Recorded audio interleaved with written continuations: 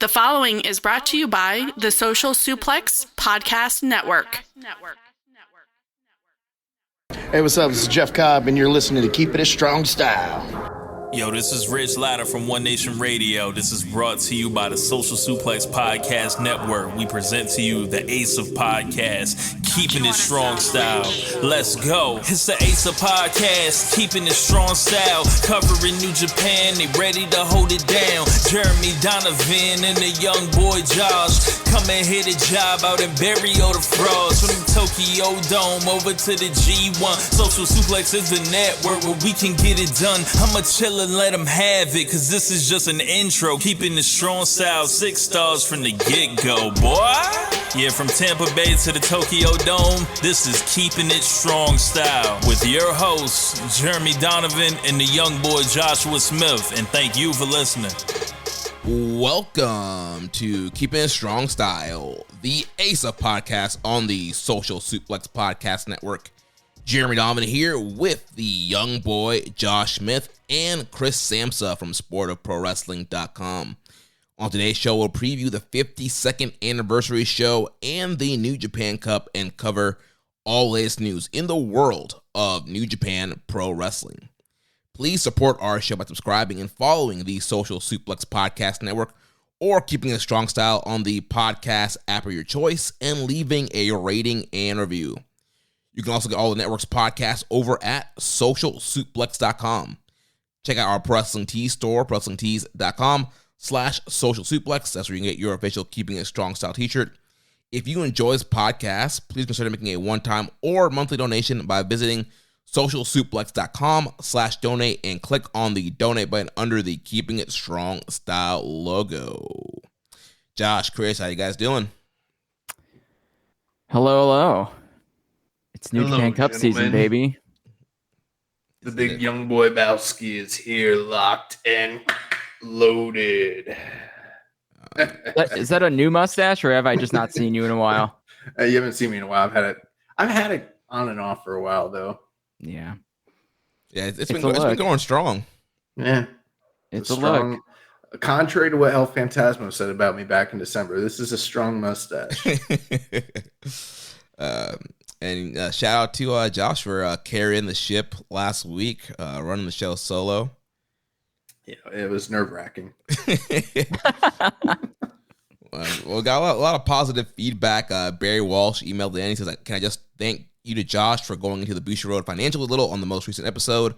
Apart from being very interesting, I always wondered how much of Bushiroad's revenue came from New Japan. Thank you for satisfying that curiosity." You know, there was a lot of stuff.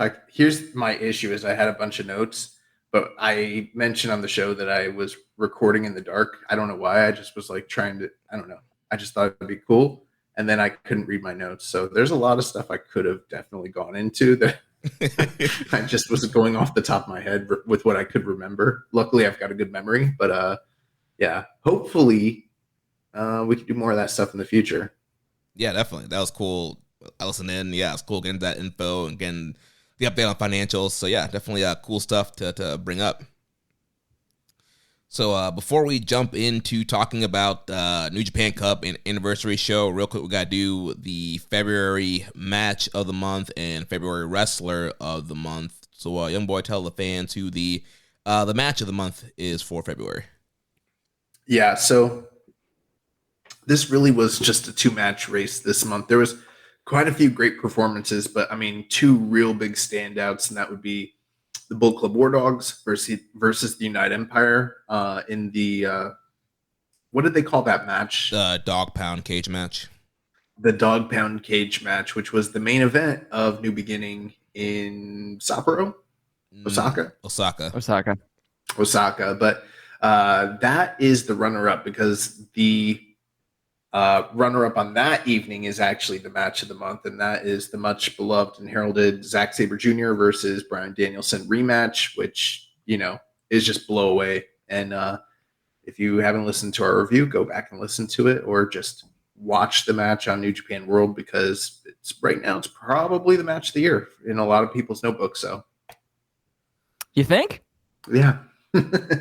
I don't know. Last night was pretty match of the year heavy. Yeah, that AEW pay-per-view was awesome. Yeah, we had I made a joke about AEW like offhandedly a few weeks ago, and someone in our comments was like, never listening to this show again. Tribalism. Yeah. No, that show was awesome. Yeah, pay-per-view was incredible. Very good. Man, yeah, Osprey and Takeshita, my gosh. I don't know how many times during that show I said, "Oh my god," in various circumstances, just like, "Oh my god, what is happening?" or just start laughing about like what was going on in front of me. My favorite thing was the 7-man Fargo strut on the pre-show. Yeah, it's funny. We were watching over at our front of the show, Dan Coffin's house, and that match came on like around like 10 o'clock, and I felt bad because we're all hooting and hollering. His wife's upstairs sequestered. I'm like, but man, match is incredible. Never gonna be allowed to go over there again. Just got to get her into it. Yeah. Jeremy, when are we going to your house to watch a show? When's that happening? As soon as we can get all these house projects done. They never end, Jeremy. They don't ever take it from me, the man who has over the last 3 months renovated a living room, a bathroom, a nursery now, and I have moved my office. I've built more furniture than I care to admit. My body aches. It's never going to end. I'm old. I'm hurt. I'm hurt. I work with children. I work with children. Literally. This is just life now. Yes, I saw an Instagram story of you up there painting the wall. I have done more handyman type work in the last probably since Wrestle Kingdom. Honestly, like I just got through Wrestle Kingdom and all the things that I do for that, and my enjoyment of that, and just dove in. You need to pull a Joe Lanza and hire a guy. Oh, but that's the thing. So we did hire guys, but then there was also lots of other things that I just decided to do once the guys were done. So I did not renovate my own bathroom. I'll tell you that much. And I did not move the laundry upstairs. Yeah, but I tell Jeremy for even the most menial tasks, he's like, I'm mowing my lawn. I'm like, hire a guy. What are you doing? See, we've got steady guys for all of that stuff. But yeah, there's some things I choose to do. There are things I'm capable of, and that are last minute additions to projects that I jump in on. I do the same thing with New Japan, where I'm like, oh, I can knock out these event previews in a couple of hours, and then I'm like, well, but what if I ran all this other data to look at stuff? And then I just set myself back. So I do the same thing, but I'm like, all right, ChatGPT, who's winning this year's New Japan? Oh, I wonder what ChatGPT says. We should get into that when we start talking about the tournament. Yeah. I don't know how to use AI, so it's not going to be me doing that. But the last thing I was going to say is, Jeremy, bro, when you were starting these projects, Kenny Omega was the United States champion of New Japan. All right? So you got to figure this shit out. Oh, man. We're almost done, at least, I think. But yeah. You're not. You're not. Yeah. I was almost done, too. Mm-hmm. Yeah, you're not. Yeah, maybe by Double or Nothing or Forbidden Door, maybe I will have a watch party over here. Dynasty. Nah, that's April. That's too close. That's next month. And you guys have a trip to Chicago in the middle of that, don't you? Yeah. We're going to Windy City Riot, your neck of the woods. My hood, yeah. I hope I'm there. I'm supposed to be there, but timing is everything. We'll see. Yeah. We will be there. We will be having some sort of meetup, I'm assuming.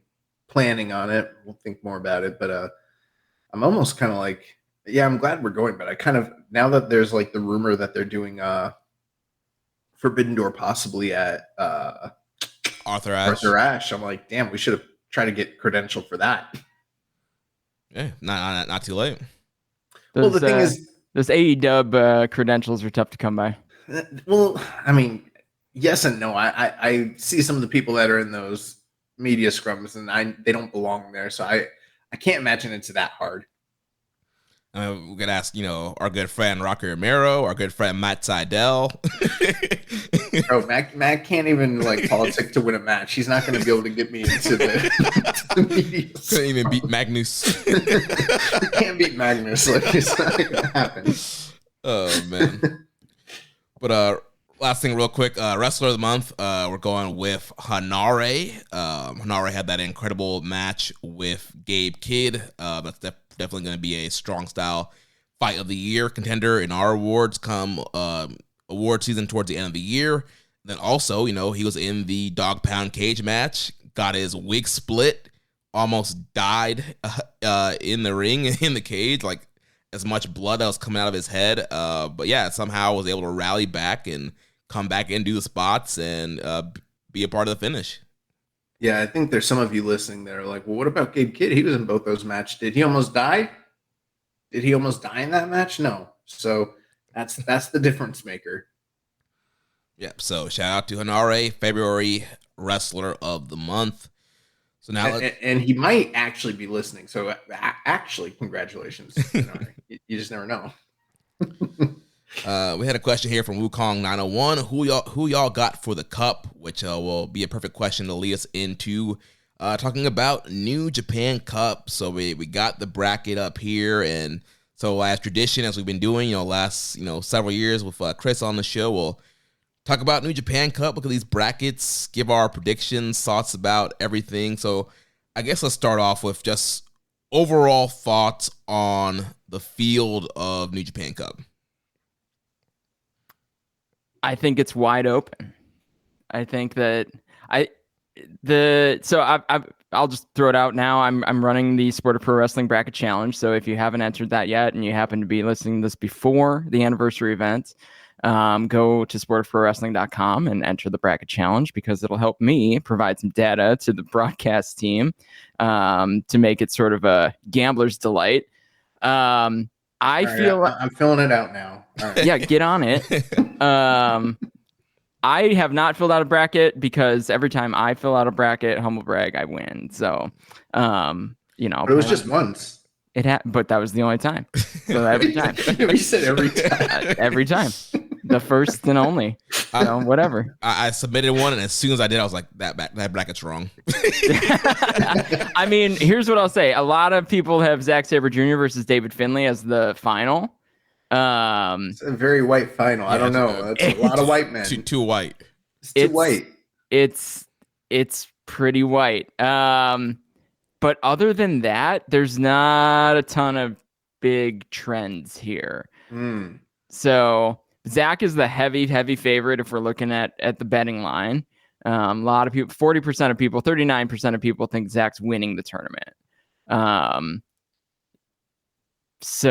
I think I'm just going to keep putting it out in the universe that I hope that it's someone like Tsuji or Umino.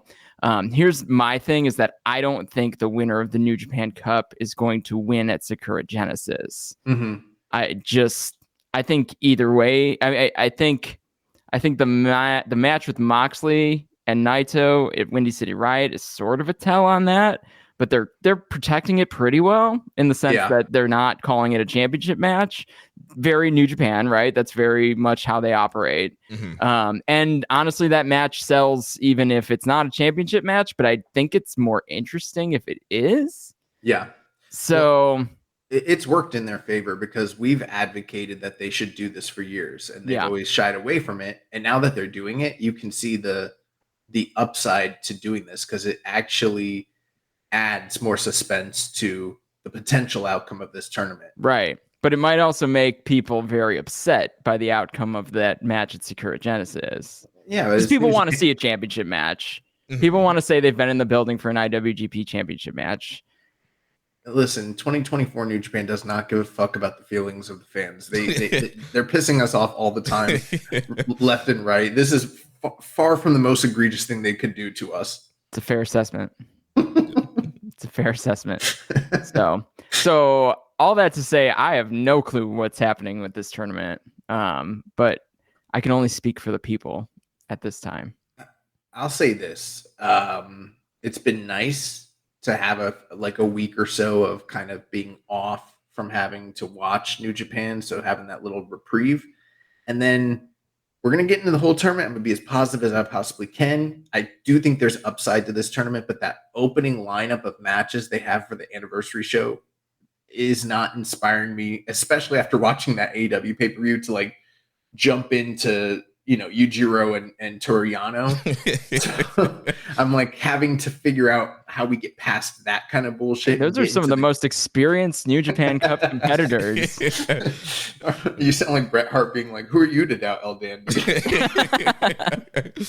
So I'm trying to get to that point, but as far as winners, I really haven't put very much thought into it beyond the broad spectrum stuff that Chris is talking about, where it's like, if it's, in my opinion, if it's a young guy, then they're probably going to lose to Naito and Naito moves on. Or if it's one of the bigger potential stars that like make or break, if they're in that situation like Zach, then Zach needs that win if he gets put in that position. Mm-hmm.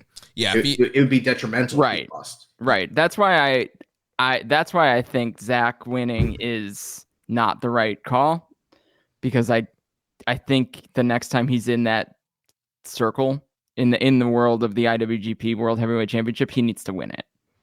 So, and I don't think that's what's happening here. Yeah, Could we be getting go ahead, Jeremy. Yeah, if he wins, it'd be a very similar situation to Sonata last year. It's like, all right, Sonata's winning New Japan Cup again. He kind of has to beat Okada and win the title. So yeah, if Zach wins, very similar situation. It'll be the third time that he's won New Japan Cup. It'd be like, all right, he has to win the title here, or it looks bad on Zach. And I mean, Zach taking the title off of Naito is not out of the question, if you ask me. I mean, I actually think that's he may be the most likely person to do that. But I agree. But I don't think that's happening now. But the New Japan Cup finals loser often gets the call at Dominion. That's true. I think. I think people say that. I've never actually tracked that down, but it's probably true. Not Dominion. It's oftentimes Dontaku. Yeah, it's usually Dontaku. That would be interesting to have a title change there. That'd be a lot of title matches in a pretty short period of time for Naito too. I think the big story that we're all kind of glossing over here is the potential of Sonata Naito 3, the trilogy that everybody wants to see. And everybody knows that Sonata, how he is intrinsically tied to this tournament. He's got Jack Perry there. We're going to get a rematch of Forbidden Door. Yes. Some great stuff here. That match that people literally forget about. All right, the only IWGP World Heavyweight Championship match that wasn't a main event. Yeah, that's not true. Oh, world for what? In life? Since the World Heavyweight Championship was created. Oh, yeah. Because I was going to say, I saw Scott Norton fight like Van Hammer on Nitro. That was the IWGP Heavyweight Championship, not the World Heavyweight Championship. Yeah, you're right. You got to delineate. See? Well, I like how the tournament's structured. At least we've made sense of the buys this year. And they always make some sense of the buys, but these are the most sensible. 4 buys, so 1 in each quadrant of the bracket, and it's the guys who have won the New Japan Cup before. It's Zack Sabre Jr., it's Sonata, it's Evil, and it's Hiroki Goto. And I think that's neat. If you have to do buys and if you want to get more people into the tournament, that's a cool way to do it. So at least we have that going for us. Yeah. Like years before, it's been like champions, and you all know as well as everybody else, there's like 13 champions in New Japan. So, and then a couple of the champions were like, nah, I still want to fight in round 1. It's like, that's not how this makes any sense. So I do appreciate that. So, but there is no clear winner. I mean, I feel like the people think that the clear winner is Zack Sabre, and I think that just tells me that he's got momentum and that people are behind him and that people are starting to get to know who Zack Sabre Jr. is. And I think that speaks really highly, and that speaks towards the future of what New Japan could do with him. But there's no real consensus of who's winning this tournament. And I don't know. I mean, you could go with an LIJ guy just to get a cool match out of it. You could go with one of the young guys just to get him into the picture. You could go with Kenta, because he won the New Japan Cup USA and he's got a lot of history with Naito, and you may as well run it all back. I don't know. You could make a case for almost, not anyone, but you can make a case for 6 or 8 guys on this list. Yeah. Well, let's take a look at each quadrant and kind of run through the matches, and maybe we can kind of do some predictions here and kind of dwindle down who we actually think is going to get through to this thing. So let's look at the top left first. So, like you mentioned, Sonata gets a bye moving into the second round. Then we have Yoshihashi versus Kenta there. Also, Kenta one half of the IWGP Tag Team Champions. Yoshihashi one half of Bishamon. So you got to think there's going to be potential tag team title implications out of that matchup. Yeah. Yeah, just their history of backstage, Kenta's backstage promos, egging on Yoshihashi. Kenta's relationship with the Bow Staff. The Bow Staff, yep. The Bow Staff. I mean, Kenta made a career out of talking about Yoshihashi backstage. And that's all. That quadrant is the one that's on the anniversary show, right? Yeah. Yeah. So the anniversary show being on the 6th, right? Yeah. Yeah. Yes. So I don't know. I mean, that's tough. Yoshihashi's obviously not really a factor, but he could be Kenta. And I don't actually think Kenta's a factor, but he's a guy that you could put into a spot, and in a New Japan where they need guys to get into the higher spots, because you've basically cleared out the entire main event scene in the last 2 or 3 years. Someone's got to fill some space there.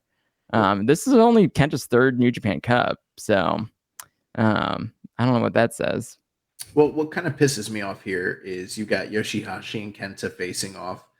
Clearly, those two guys, like we've mentioned, they're entangled in an ongoing tag team feud. The winner of that's going to fight Sonata. Sonata, in my opinion, it doesn't really matter who wins between those two. I think Sonata just automatically goes through either one of them. But when you look at the bottom quadrant on the left-hand side, you've got Ishii and Owens, and the winner goes on to fight Goto. And that's, like, to me, a tell that it's highly likely, and I'm just kind of spitballing here, I think Chase Owens is going to beat Tomohiro Ishii in the first round so he can fight Goto, because they're in that feud, and that kind of has to continue. And then I sort of think Kenta, being the heel, is going to go on and face Sonata. So I think the champions are going to both win their first round matches here, which kind of sucks. In the bracket challenge, this is one of the closest first round matchups, where 58% of people think Kenta's going through and 42% of people think Yoshihashi is going through. Yeah, I think from the heel face alignment, it probably makes the most sense for Kenta to cheat, win, and then you Kenta Sonata there in that top left there. Yeah, I agree with you, Josh. I think Sonata, regardless who wins, he's going to go through. So yeah, I think you do Sonata Kenta, then Sonata beats Kenta to move through there to, March 18th. Then after that, we got the Roughneck Shota Umino taking on the Scapegoat Jack Perry. So also they've been building this up since January with Jack Perry attacking Umino at Battle in the Valley. Then we saw the video recently after Umino lost to Evil, New Beginning in Sapporo. So yeah, building it up, first round match. What do we think? That's a tough one, because I feel like for Windy City Riot, they're both on that show, and who's to say they don't end up running that match back at that point? They haven't announced it, but it's a possibility, or if not, could be some sort of derivative, like a tag team match or some sort of follow-up. But you have to wonder, with the kind of like Tony Khan-ness of it all, that what's going to happen here. Like, are there going to be strings that are pulled and Jack Perry sort of has to go through? Or is this sort of like a one and done? This is the payoff. He goes to Japan. He loses to Umino here, and Umino kind of gets to continue on in the tournament. And then maybe down the road, maybe in Chicago, Jack Perry picks up a win. I don't know. We are seeing a lot of what I call home and homes with AEW and New Japan these days, where they, just what they did with Okada and Danielson, and then Danielson and Zack Sabre Jr. They do one match in Japan. They do one match in the US. So I wouldn't doubt that this turns into that. I wouldn't doubt that this match comes with an angle at the end, or some sort of fluky win for whoever does win. and then they do run it back. I think that people are expecting to see it at Windy City Riot, just to keep the string tied between the US shows. I mean, I think people just assumed that that's what we were going to do, because that is kind of a neat way to book the US shows, is to plant a seed, maybe do something in Japan, but then have the match at the next one, right? I mean, that's just sensible booking. So I think Shota goes through. I think Jack's coming in for one, it's probably the biggest show on the tour. So he's got the greatest exposure. He'll have an interesting match with Shota Umino, a guy who's sort of in the same slot as Jack Perry was in AEW, right? Young guy, 4 pillars, whatever you want to call it. So it's an interesting kind of cross-continental feud that could exist long-term here. I think Shota goes through. The people think Jack Perry goes through. 2/3 of people are voting for Jack Perry to go through. So this one is probably one of the more up in the air to me. That's actually interesting, because like Kenta Yoshihashi is up in the air, but that's not all that interesting to me. Like either one of those guys can go through and you sort of know where the rest of the tournament's going to go for them. This one, whoever goes through here might have a chance to make a run, at least to the quarters or the semis. Yeah. Yeah. I think Jack Perry is winning. And maybe that's just my thoughts on how all the AEW stuff kind of runs. Usually the AEW guy kind of getting the first win, and then they can run it back in America. Umino can get the win, but I feel like he's going to be there for more than just one match. They had the whole promo video in Japan, and we've kind of already seen what's happened with Nick Nemeth and Matt Riddle. They're kind of pushing these, foreigners that they're bringing in from other places, and so I could easily see Jack Perry cheating to win, beating Umino, and then Umino wants to get revenge by beating him in Chicago. You're missing a very key component of all that, and your logic is sound, but none of those guys made Tony Khan fall out with CM Punk, right? So he is a scapegoat. Well, you see, he's the scapegoat. You see, he's a scapegoat. So it's the scapegoat versus the roughneck, Death Rider, jacket holder. How many other gimmicks does Shota have? He has tamed that down. I know that I went on a rant at some point on one of the shows I was on, but I do. Oh, go ahead. Nah, you go ahead. I'm looking at Yano and Yujiro, and the winner of that match fights the winner of this match, and the kind of booking long term for the tournament is dubious. Like, let's say Jack Perry does win, or is fighting. He's I guess a bad guy. Maybe some people even think that he might be aligned with House of Torture on the low. That's headcanon stuff, but it's a possibility. He'd probably have to fight Yano next. Yeah, it's got to be Yano. Yeah, and then that's not really a compelling matchup. And then he'd have to go through, and then it'd be him and Sonata. And I made that joke, but to me, looking at this quadrant, there's only 3 guys that really stand a chance at making it to those quarters, and that's going to be Sonata, Jack Perry, and Umino. So the Umino-Perry match is very important. Mm-hmm. I think it needs to kind of be Umino and Sonata, and for a lot of the reasons that Chris said, and then it can be the 1-on-1 thing. He picks up the win here, then they go to America, and he drops a loss on U.S. shores. People will bitch about that, but it is what it is. That's probably what's going to happen, in my opinion. Yeah, I think we're going to get that Jack Perry Sonata rematch, so Sonata can get the win back over Jack Perry, and Sonata's gonna. No, Jack Perry would get the win back over Sonata then. I love your sequitur there, Jeremy. I lay out the whole reasons why it can't be Jack Perry. Like, yes, we're getting Sonata and Jack Perry here next. Yeah, I think so. Actually, that's right. Yeah, so that's right. Sonata won the first match. Yeah, I think Jack Perry. So you think Perry goes through to the final 4? Yeah, he'd have to go through to the semis. Yeah, I think he's going to do the way Jeremy's booking it. Yeah. So you think he beats Umino, then Yano, then Sonata, basically? Yes. I mean, that's not like a murderer's row by any means. No. Yeah, I'm just tracking it. That's all. Mm-hmm. 17% of people think Jack Perry is going to the semis. Like, I would love for, Josh, I love your reasoning, and I would love for Umino to win and get to the finals, but based on the track record of how New Japan's booking these young guys, like, they think that the track is let's keep beating them and quote unquote build sympathy and create stories and build agony for these guys. But there's agony. Yeah. I mean, I would love for him to come out the gates, gates guns a-blazing and get to the finals, but I just don't think that's the way New Japan's booking this year. Well, let's just say this, though. So you think Jack Perry is going to be around for the March 11th, the March 16th, and then the March 18th tour. So that's almost the whole tour. And so then you figure he does something on the final to set something else up. Yeah. I think he's working this whole tour. That would be, that's 12 dates. Give or take. He's not on TV in any. He hasn't been mentioned, so I mean, it's definitely possible. It's a full tour. I mean, it's 12 dates in 15 days. I mean, y'all get ready. There's only 3 days off in this whole damn tournament. Yeah, I saw that. It's gonna be a ride. It's not out of the question. I would hate it, but who am I? Well, I think we've done a good job here. I'm still holding off on picking my person, but I've narrowed it down to those 3 guys in this quadrant. So maybe we could talk about the next one.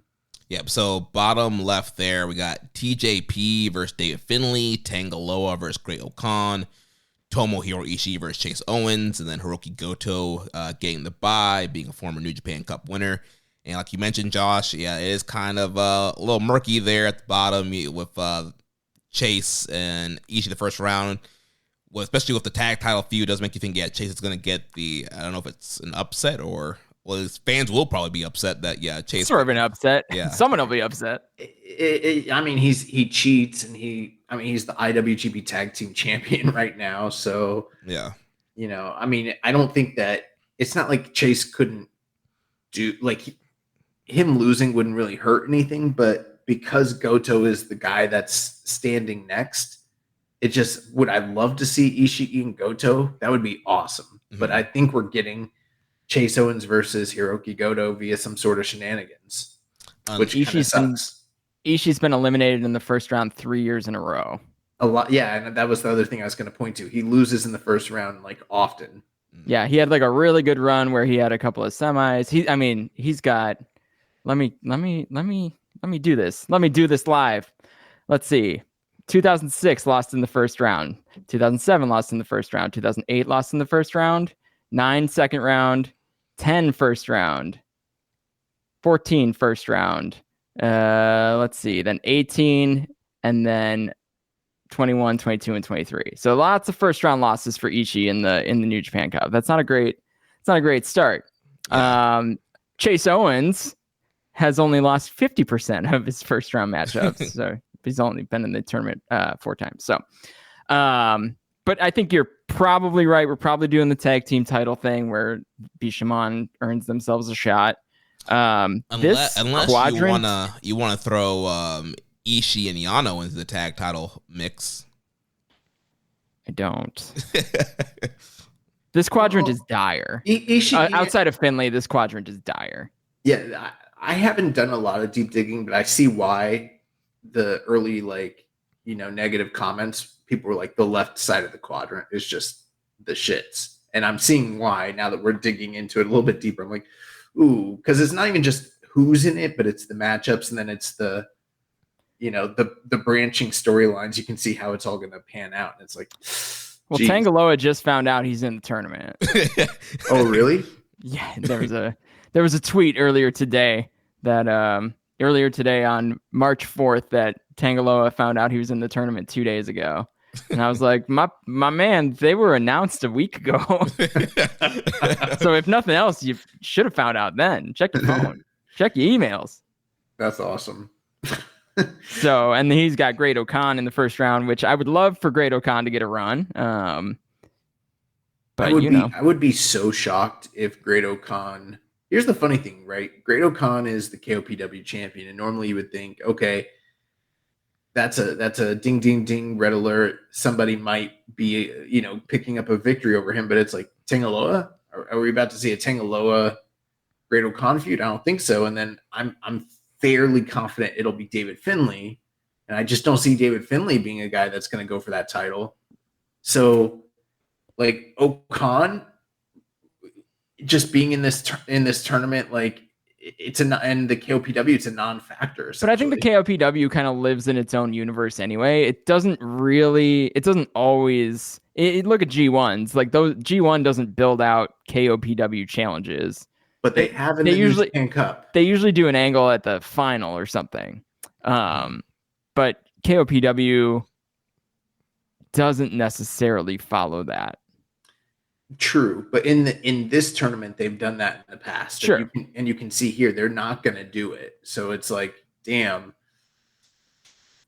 I don't think just to make it simple, you got David Finlay, TJP. That'll probably be a good match. They've had good matches before, but I don't see David Finlay losing that. I don't see him losing to Tangaloa or Great Okan. And truth be told, I really don't see him. I'd be shocked if he lost to Ishii, Owens, or Goto. Yeah, I mean, Finlay probably has the clearest path to the Final Four. Yeah, this is Finlay's quadrant to win. I think definitely going to beat TJP, and then I think you kind of continue that whole War Dog United Empire thing. So you have Great Okan beat Tangaloa, and then you do Finlay, Great Okan, Finlay beats Okan, and then you probably, since Sonata's probably going to beat Kenta up top, Kenta's beating Yoshihashi, I would have Goto beat Chase Owens here, and then do like Goto Finlay in that Final Four, and then have Finlay would probably beat Goto there as well. That's what it looks like to me. I mean, the only thing that I can see that could possibly throw a monkey wrench in that is, and it's such an outside shot, but Great Okan may be beating Finlay, but I don't think that's happening. That would be a stretch. Yeah. That would be a stretch. 83% of people think Finlay's making it to the semis, which would be that Final Four. So, and that is by far the highest in the tournament.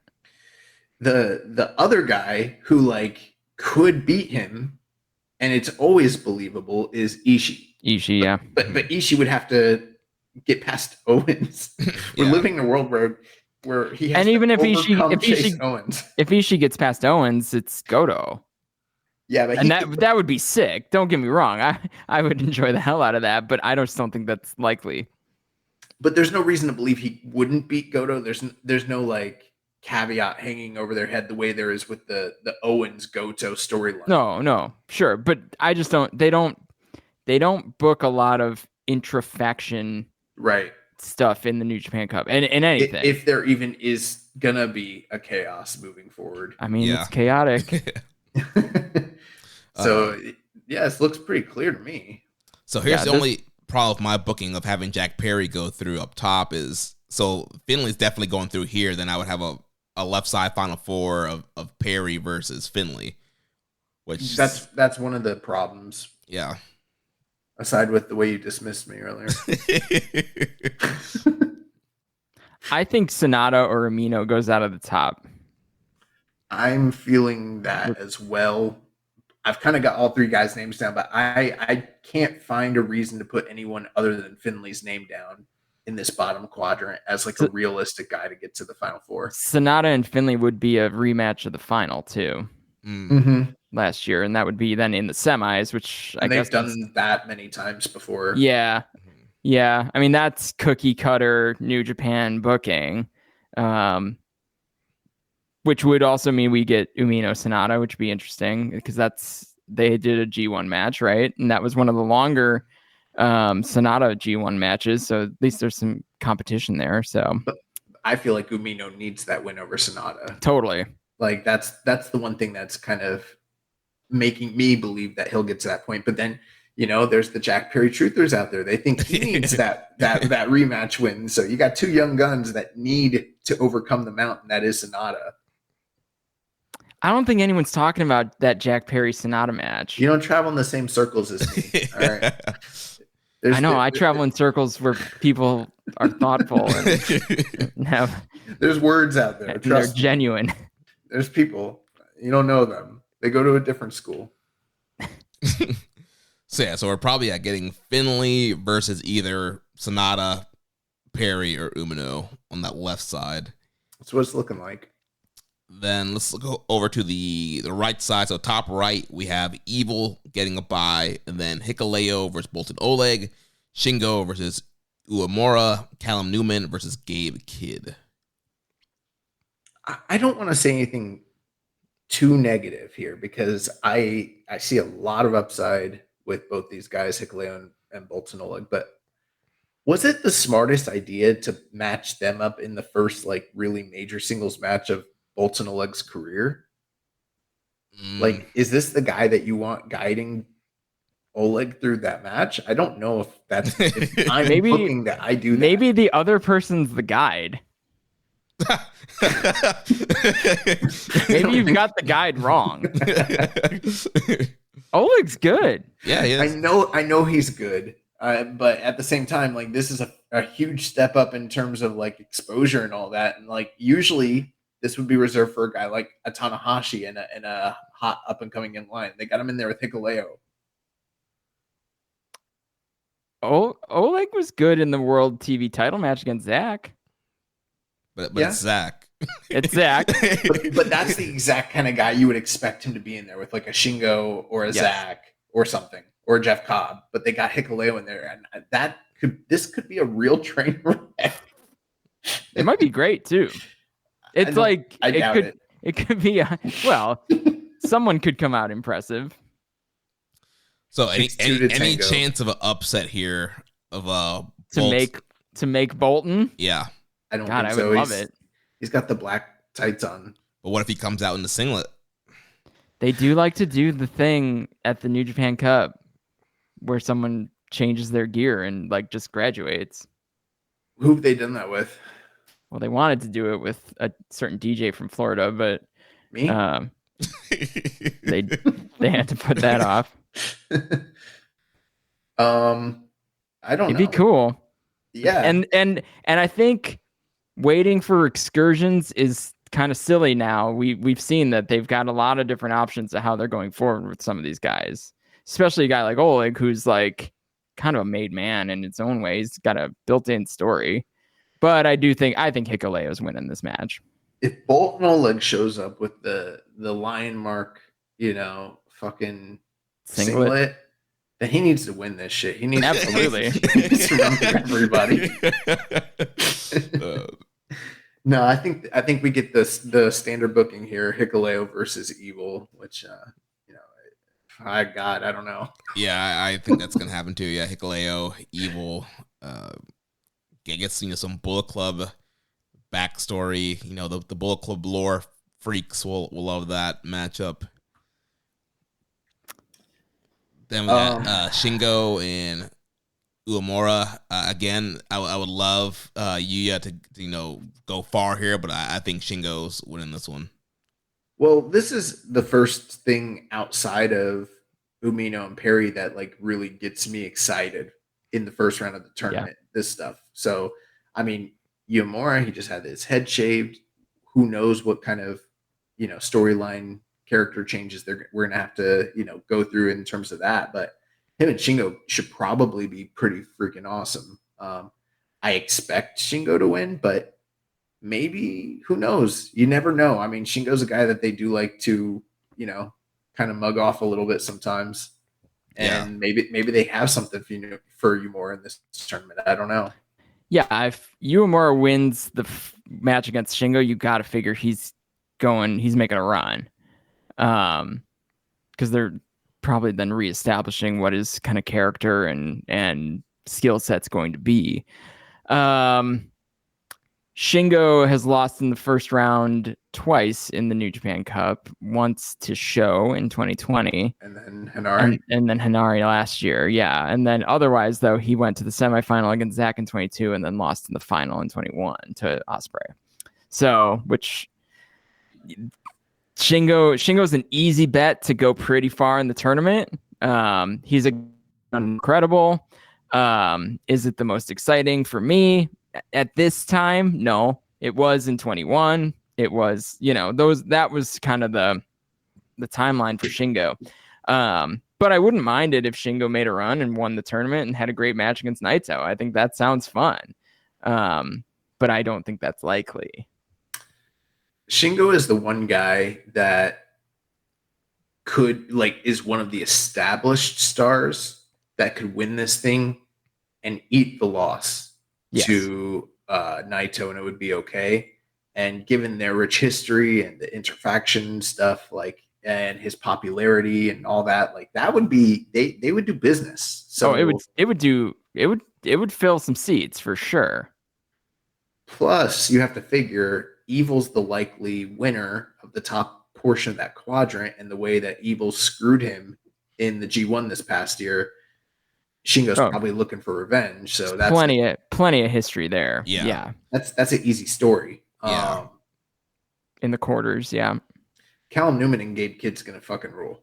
That's gonna be great. Yeah, that's gonna be awesome. I think Gabe Kidd's gonna win there, and then I think we're gonna get that match we're supposed to get at Rev Pro, Shingo versus Gabe Kidd. So you run that there, and then I think you run Evil's probably gonna be Hikuleo, so you get Evil and Shingo up there in that top right quadrant there.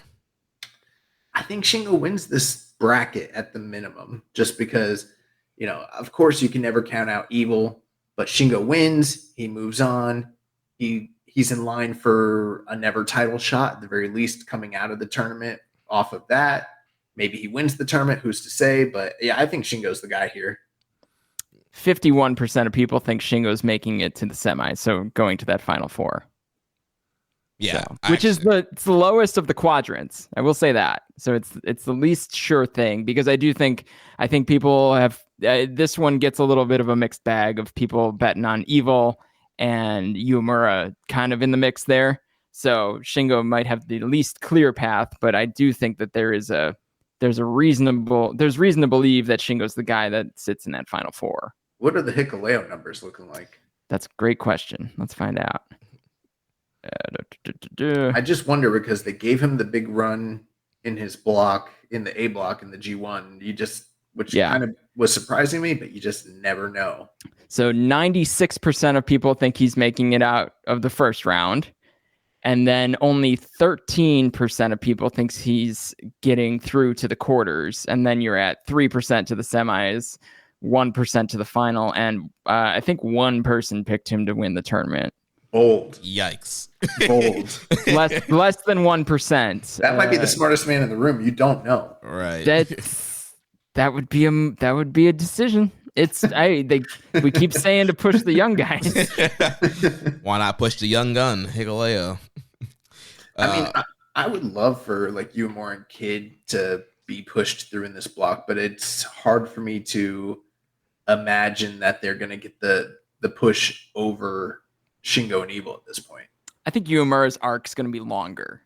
Yeah. I don't think it's shave head, win New Japan Cup, win title, or, I do think there's a lot to see there. So part of me hopes he gets more than one match too, though. That's my worry about a guy like Uemura, is like, if you're going to do this arc where you have to kind of reestablish the character and the fire and the, whatever they're going to do with this situation, giving him only one match in the tournament kind of sucks, because there's just so much meat on the bones. Yeah.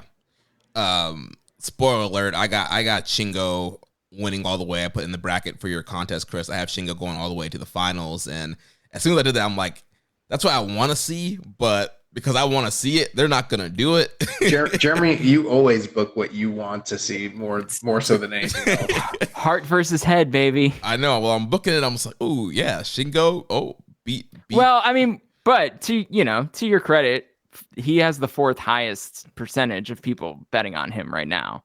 So I don't think it's a terrible pick, to be honest with you. Yeah, he's one of four people in the four wrestlers with over 10% of the votes. So I'm just thinking, like you mentioned, Sakura Genesis is big show, big building. You want something that's going to draw. We know that Shingo and Naito can draw. There's a lot of history there. The LIJ freaks would love that. I'd be thrilled. And I'm not even an LIJ freak, but that's a fun match. Yeah, that's a great match. Their G1 match, what was that, 2021? 2020? I can't remember. But either way, that match was incredible in G1. And so I think a great rematch for them would be cool. We don't always see LIJ versus LIJ, so I think it would be a good drawing matchup. And like Josh mentioned earlier, Shingo's a guy that could lose to Naito, so great match. Naito wins, and then Naito versus Mox for the title in Chicago.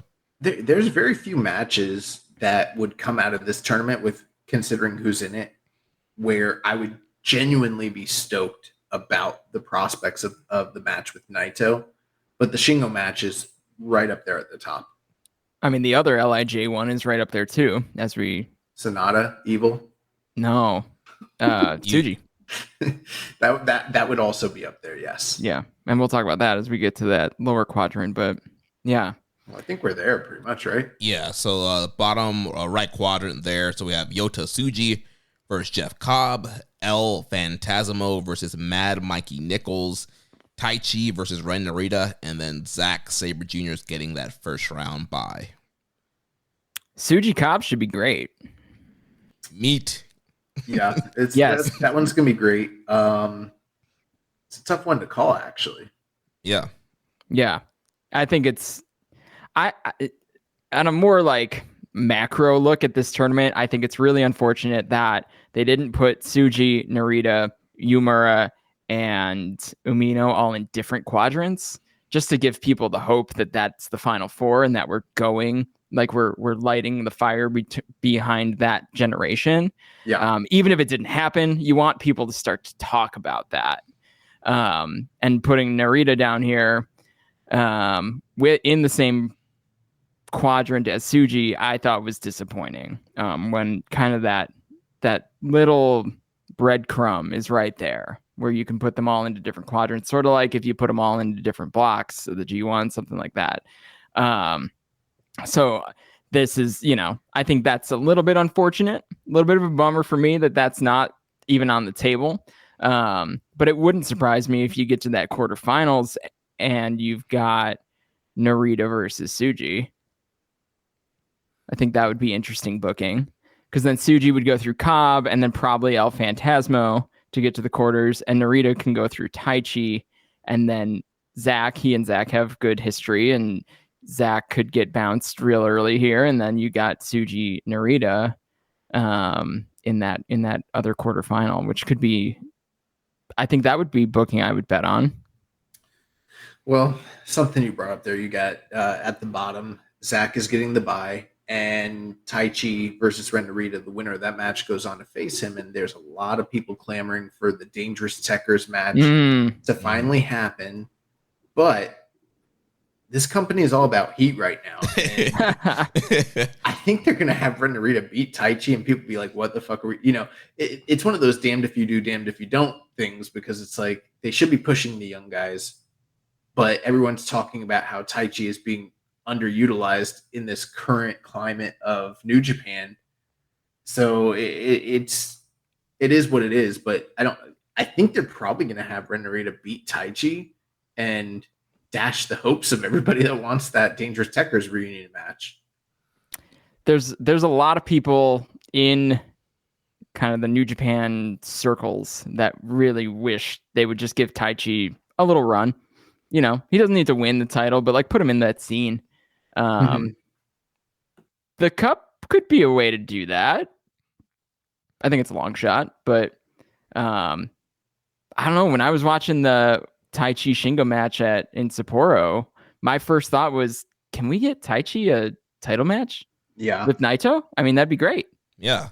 I don't know if it's gonna draw, right? I don't think it's like that. What's but the like harm? Yeah, it's totally one of those what's the harm? Especially if we're talking Sakura Genesis, and I think collaboratively don't think Naito's losing the title there. That's if he's the guy. If your aim was to take somebody that's like a proven commodity in your company and really thrust them forward and give them that big push to get them to a certain level, Taichi could win this tournament. It would be the feel-good story. Everyone would be talking about what a great booker Gato is, just from like the creativity of like that bold decision. And then he loses to Naito. They have all that history together. But then he's kind of slotted the same way they did the first time Zack won the tournament. Like, okay, this is a guy that's good enough to win the tournament. Now you can put him in, you can have him be a white belt challenger. You can give him the never title, stuff like that afterwards, if that's really what you wanted to do. But I don't know if they're feeling that way. But it would be smart for them to do something like that. Yeah. Again, Taichi's The people Taichi has lost in this tournament to are pretty high level. Tanahashi, Ishii, Sanada, Goto, Okada, and Sanada. So like he's respected in the booking of this tournament. He's losing to guys that are clearly slotted ahead of him, except maybe I guess Goto in 21. But that was probably tag title related. First round, yeah. So tag title related with Techers and Bishamon. So he's a guy that I think that they see at that level, like I don't want to say jobber to the stars, but credible opponent to the stars. But I do think you brought up a good point of getting him into a different title scene. And if Evil goes out of the top of that bracket, then you've got Evil Taichi. And then even if Taichi's the finals loser, if potentially he beat Evil in the semis, then you got a never title match out of it, which could be interesting. It's possible. I would love it. This is all headcanon. It's probably not happening because, Taichi's kind of slotted where he is, but he's a guy that you could light a little miniature rocket on too. Yeah. Again, I booked what I want in the contest. I went with the dangerous Techers match with Zach and Taichi. But after looking at it now, I'm like, yeah, I could see how the torture shenanigans, Narita upsetting Taichi, getting heat, bouncing him, and then you do that Narita Zach rematch from the TV title tournament finals. However, though, I have a very hard time seeing Narita beat Zach. I feel like after beating Brian, like Zach is, very elevated. He's in a very kind of top spot. I mean, he's one of the top stars, top wrestlers in the company. I don't think now's the time to, do the big upset, even though I know we want to push young guys. Zach is on such a roll right now. I feel like this is, again, kind of like Finley. I feel like this is Zach's quadrant to win. I think so too, but there's always, not always, but, this tournament has the reputation of big upsets, people you don't expect making it to the semifinals. We've seen situations like Naito and Tanahashi and guys like that get bumped early and be fine in the booking for the rest of the year. I don't think Narita would make sense to bump Saber, but Taichi could. Yes. If that's the story you're trying to tell. Yeah. I'm not saying it's going to happen, but it's possible. Zach is one of those guys that I think kind of transcends the House of Torture stuff. He's always going to outsmart it. Yeah. I'd be really surprised if they booked him to lose a House of Torture match to Narita. Yeah, Evil never has his number at all. Yeah, I mean, I don't know off the top of my head, right? But like, I feel like Zach is one of those guys that they don't put in that position. Well, Zach always has like the fake Zachs, Fujita and right. The other the other excursion guy. I'm blanking on his name right now. Oiwa. Yeah, Oiwa. Yeah, he's always had them as the fake Zachs, and he's used that distractions to get the best of House of Torture and Evil. So yeah, Zach's always one step ahead of those guys. Every year it kind of feels like this bottom fourth quadrant is like the most up in the air, hard to sort of predict quadrant, and that's sort of what this one is for me as well. I mean, I'm sort of looking here, and it's like the winner of Suji Cobb comes out. They're fighting Phantasmo or Mikey Nichols, which are, I think that most likely, as much as I like both those guys, Suji or Cobb beats the winner of that match regardless. So I'm it could be Cobb or Suji, but I'm sort of leaning more towards Suji. But again, it could be Cobb because it depends on whether you're doing Taichi or Zach coming out on that other end. And so for me, it's coming down to like, those are the four names that I think have the best shot of coming out of this, is either Cobb, Suji, Zach, or Taichi. Yeah, I feel like you want to have at least one of these young guys win one of their first round matches, and I think Suji could get that upset over Jeff Cobb, and you push him through, and then he could beat either ELP or Nichols. So I think you could get Suji pretty deep here in the tournament if you haven't got the upset over Cobb. And he's coming off the Umura match too. Yeah. It's interesting. Zach has the highest percentage of I guess bets to win the tournament, and Suji has the third highest. So a lot of people think the winner of this tournament is coming out of this bracket. That puts it at over 50%. I think if you're predicting that the winner comes out of this quadrant, those two guys are the most likely. Sure. But if you're only predicting who could potentially go on to face either Shingo or Evil, then I think that opens the field up to a Cobb or a Taichi, just depending. Yeah, and Cobb is a guy that goes to semifinals, right? I mean, like he's that kind of guy. So that's a match to watch for booking reasons as well as just for match quality reasons. It's gonna be good. Tsuji versus Cobb, yeah. And that's the main event. Yeah, that's the main event on the 10th.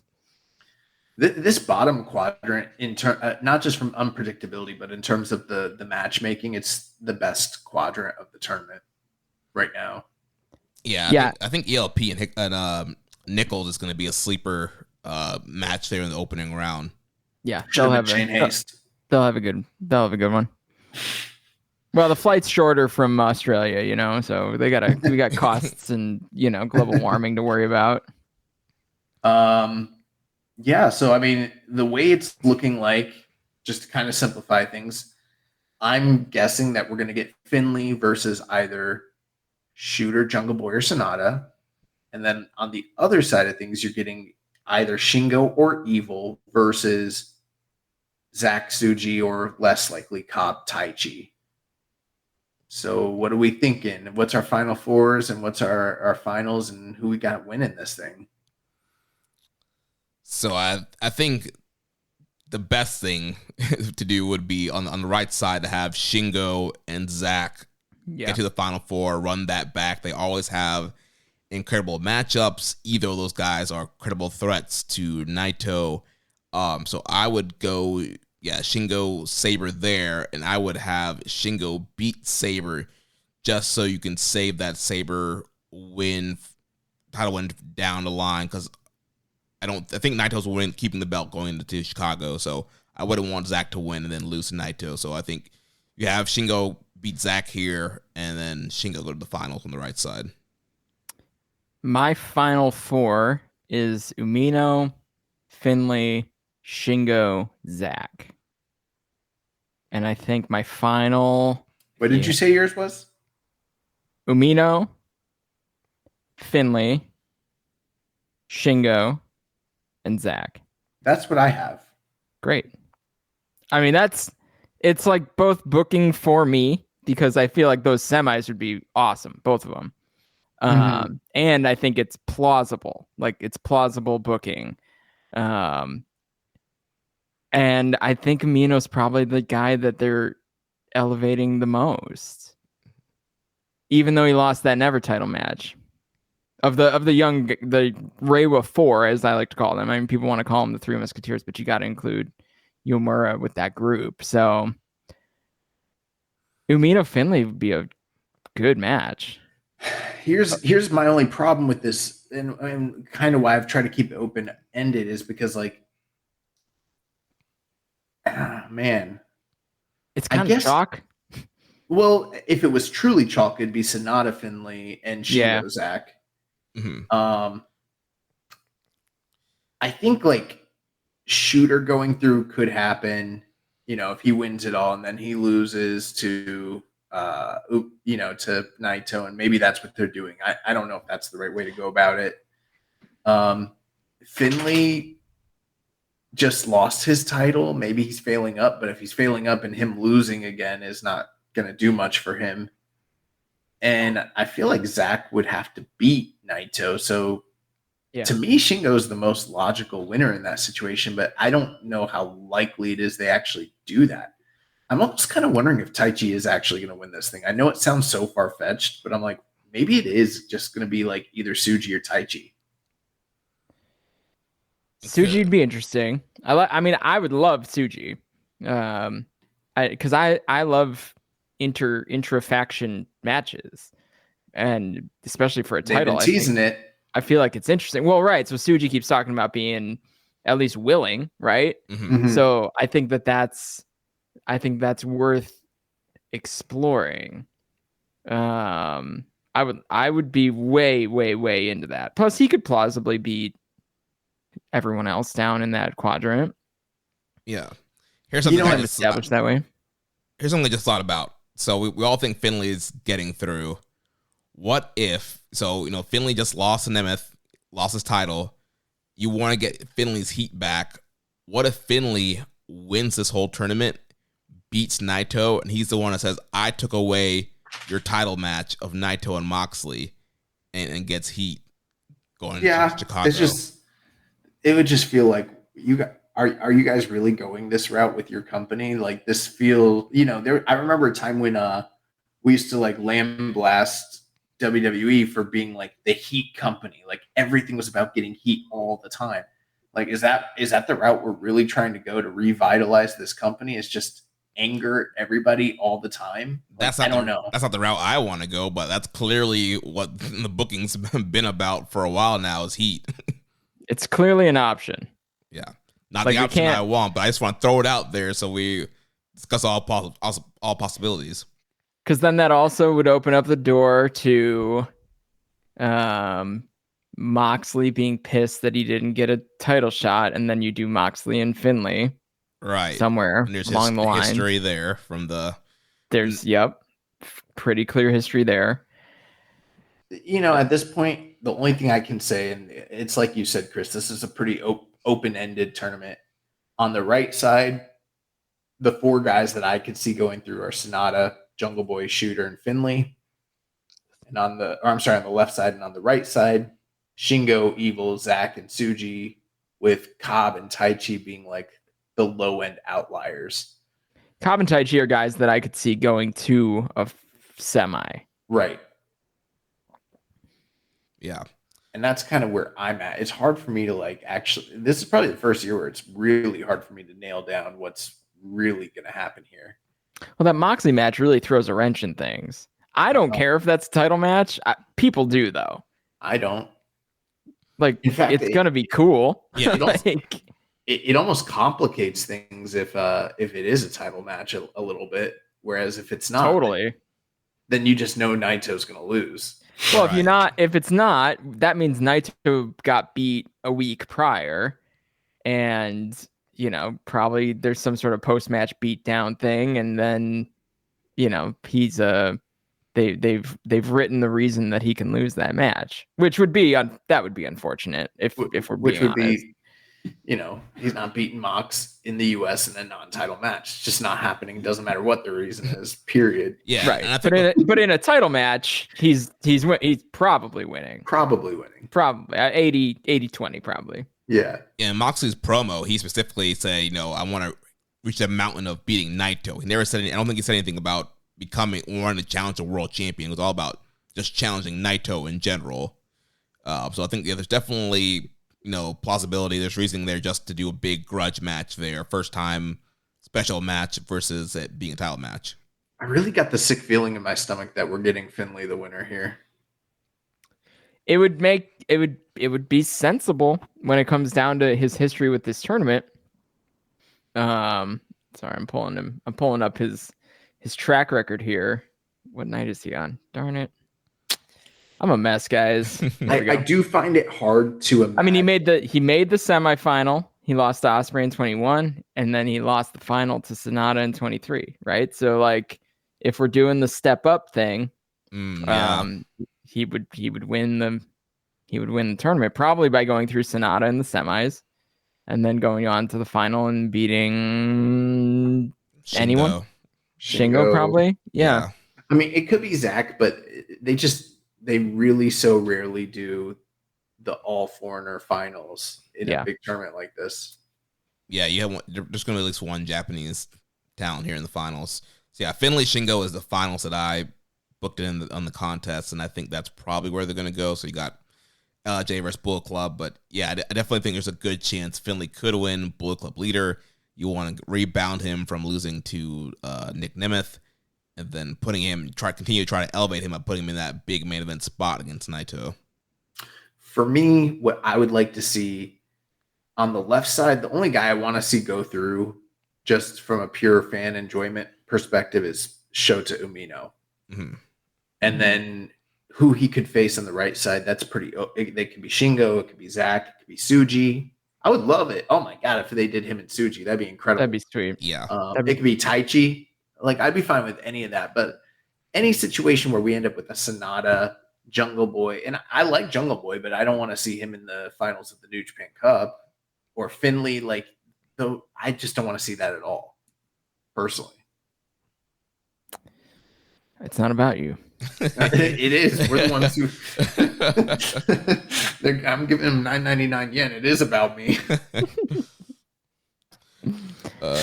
It's a weird tournament. I hate that it's a weird tournament because usually it's a pretty crisp, clean, it's going to have some fun matches, couple of upsets. I don't see the first round upset. The classic. It's hard to see the upsets. The classic first round upset is like hardly. I mean, what do you guys see as an option for that? I think that would be something. I'm gonna be going so hard for TJP to beat David Finlay. You have no idea.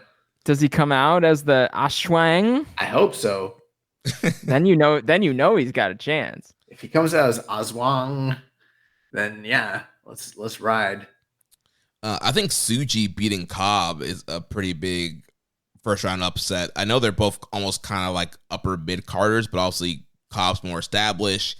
He had that great, G1 run. He's had great matches against guys like Okada. I think people see him as a more established star, whereas Suji is an up and coming. I think that would be a pretty big upset to knock Cobb out in the first round. I kind of agree, but like Suji's already higher up on the card than he is currently, even though they've never faced off, and he doesn't have the same. He's just higher on the card already. So for me, it's not really an upset at this point. I'm not ruling out Oleg. Big Bolton. I won't do it. Bro, if Oleg Bolton ran through this fucking tournament, I would make a man. Yo, you have no he hasn't idea. lived. This would be incredible. Like, I would love it. Yeah, I was like, all right, I got something for y'all. Gonna unleash this man. Put the singlet on, Bolton. And just like 3-minute matches, just like pulverize people. Bro, my dream scenario. That's old school. My dream scenario is him versus Naito in the main event, and he just, Bruno Sammartino versus Buddy Rogers is this man. He just puts him in a grunt wrench and just keeps tossing him back and forth until Naito taps out. Naito never actually gets dropped, and he just taps out from the fucking getting swung around, and it's Jericho. over. And it's over in like a minute. It's the shortest title match ever. Oh my gosh. That would be incredible, bro. Give me the fucking book.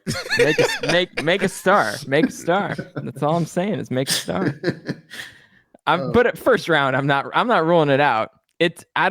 Who knows? I mean, Hikuleo is a strong tag champion still. My perfect scenario would be Shingo wins the tournament, and then, Shingo wins the tournament, loses, and then Zach gets the Dantaku title shot and wins the belt. But they're on the same side of the bracket. It's not going to play out that way. Right. Yeah. Yeah. How do you get Zach into the picture?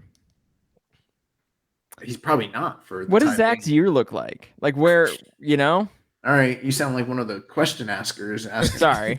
I mean, we're talking about what's left to talk about. We talked about the tournament, right? There's nothing.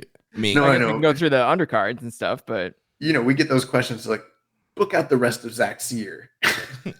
It probably happens in the United States of America. Ooh. The way things are going.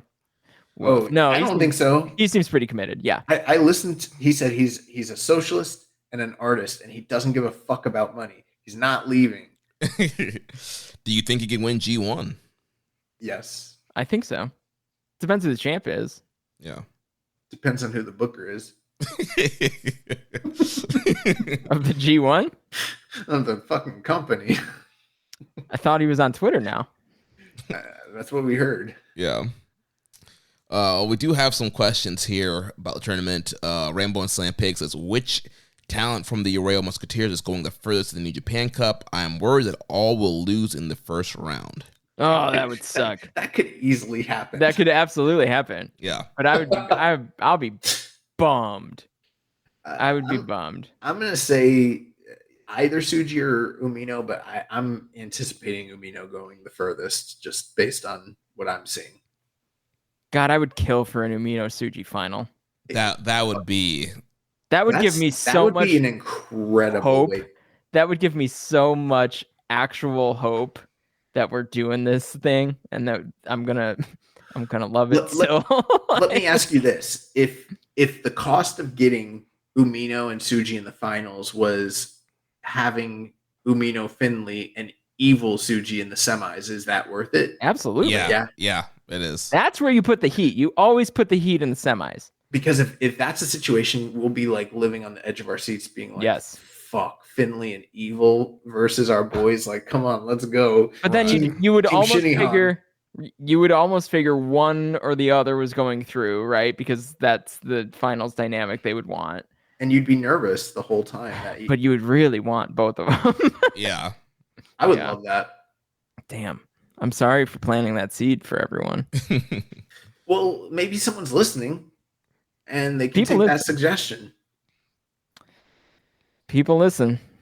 I mean, someone with power like Gato. I mean, the Japan numbers have been up. Maybe Bloody Hands is, got us in the background, Gato, just trust me. Just go back and watch the 1990 G1 finals and see what that did for Muto and Chono. Trust me. Put Tsuji and Umino in the finals. It'd be great. Although then again, I don't know. That Tsuji and Yumura match just recently left me wanting. I love that match. Oh, okay. Yeah. I love that match, but like those dudes are like my dudes, you know? So like I was okay with the pacing. I recognized some of the Young Lion callbacks. Like I was into that match, and I don't know if they were at that level, but they executed what they were probably asked to execute really well, I thought. Yeah. But I see the criticisms, right? I think that they're valid. I was feeling that match. I was watching that live. I loved it. Yeah, I don't know. For me, it was a little bit too slow, but they're so awesome. But I think, having Tsuji and Umino in the finals would just be so sweet. That would be beautiful. And then at that point, you don't care who wins. Right. It's just the beauty of it all, because, they're both chasing their dream. But I guess we should move on to I think it's interesting. I think Umino's interesting because there could be a story there where Umino challenges for all the different singles titles and doesn't win until he settles in on probably the white belt. Until he goes to AEW and takes one of their titles. Of the dozen? Like, just pick one off the pile? Continental Crown. He gets 3 belts in one. Yeah. That's probably not it. But there's a path to that story, I think. Rambo also asks, I'm predicting Finley over ZSJ in the New Japan Cup Finals. I realize 2 foreigners in the finals is not typical, but has it ever happened before? Not in this tournament. Yeah, no. That is the most commonly picked final of in the bracket challenge. Zach versus Finley. It makes the most sense. Yeah. Yeah. I mean, they both have kind of the clearest lane, maybe, sort of. Zach's a little messy, but he's just so high, so head and shoulders above these guys right now. Mm-hmm. And Finley's just a guy, right? Clearly a guy that they see a lot in. I think he's developed really well into the role that he's in. So, but yeah, that is the most common final. His last question, he says, Toriano versus Yujiro Takahashi is the opening match of the Cup. Are you worried they'll set the bar too high? I'm telling you, those guys, I typed more words about those dudes than anyone else because they have a lot of history. Yujiro's in his 14th New Japan Cup, believe it or not. Oh my gosh. Yano in his 19th and 19th consecutive. So, I mean, Yujiro is 3-13 in this tournament, so he is a ringer. So, yeah, he's gotten out of the first round 3 times of the 14 appearances. So here's an interesting stat. There have only been a few foreigners that ever made it to the finals of this tournament. You got Giant Bernard. He did it 3 times, never won. Bad Luck Fale did it twice. He never won. And then Zach did it twice and won both times. And then Will Ospreay and David Finlay. Yeah. That's it. Interesting. That is interesting. Cozy Dr. Lariat says, I'm predicting an all-white semis. Jungle versus Finlay and Kid versus CSJ. Do you guys see this as a possibility? And CSJ is definitely losing to Naito. No. In this business, you never say never, but no. Yeah. That would be the wildest thing. That would be a real sign, along with Sapporo Night 1, that they just want some white people to pay attention to Japan. They're really trying to get those American dollars because the yen is down. They're trying to pull those American dollars from people. That would be an interesting, strategy. It would be a strategy. They're like, we are New Japan Pro Wrestling, also TNA. Maybe Gato's watching some Crow and White videos. If it's not white, it's not right.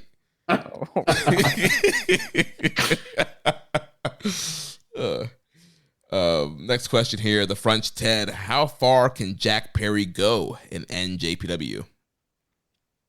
I don't know. It's such a weird situation because it's clearly, it's sort of a mid-career excursion. But it's all related to AEW storylines with this scapegoat kind of thing. And I assume he's not going into business for himself and giving himself that nickname. I'm assuming this is a collaborative effort.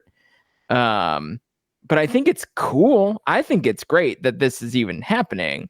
I just don't think he's really going to be like a player, right? I mean, treat him like you would see someone like Yuya Uemura in Impact, right? Where like they're going to be involved. He's going to be involved in some stuff, but that there's an end date to it. And Jack Perry's going to establish what he wants this character to look like when he comes back. And maybe he's going to cut some promos or get some practice there, right? Like it is kind of a high level excursion type situation because you're going to see him on AEW TV soon, probably in the character that he is in right now. And they're going to get some footage from New Japan. It's a good partnership piece.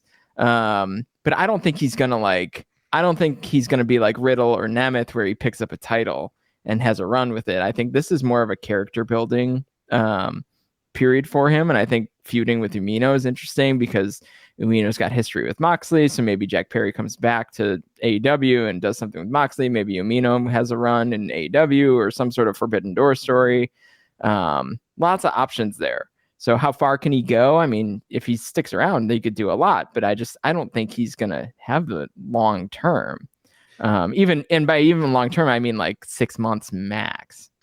It's hard for me to really give a definitive statement.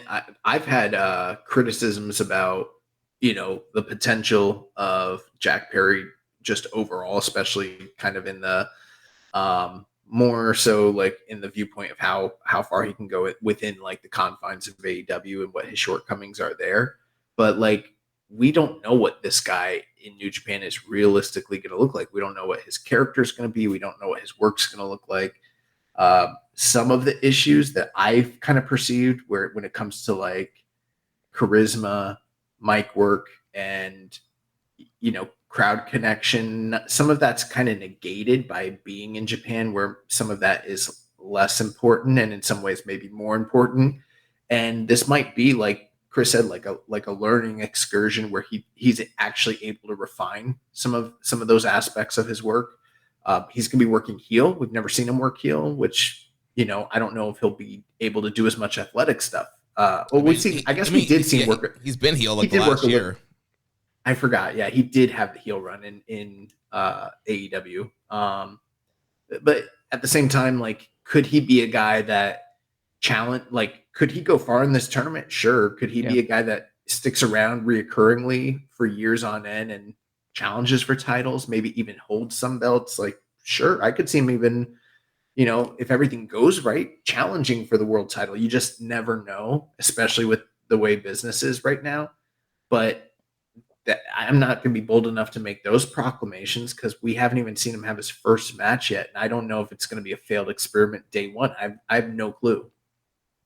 Yeah, it's hard to tell, but I feel like Yeah, it's definitely some kind of like learning excursion for him. And then going forward, I mean, New Japan's still running shows in the U.S. and they're still using AEW talent. You know, they're using the top guys like Moxley and Eddie Kingston. So you could have Jack Perry kind of be thrown that rotation of AEW guys that are always going to be on these big New Japan U.S. shows.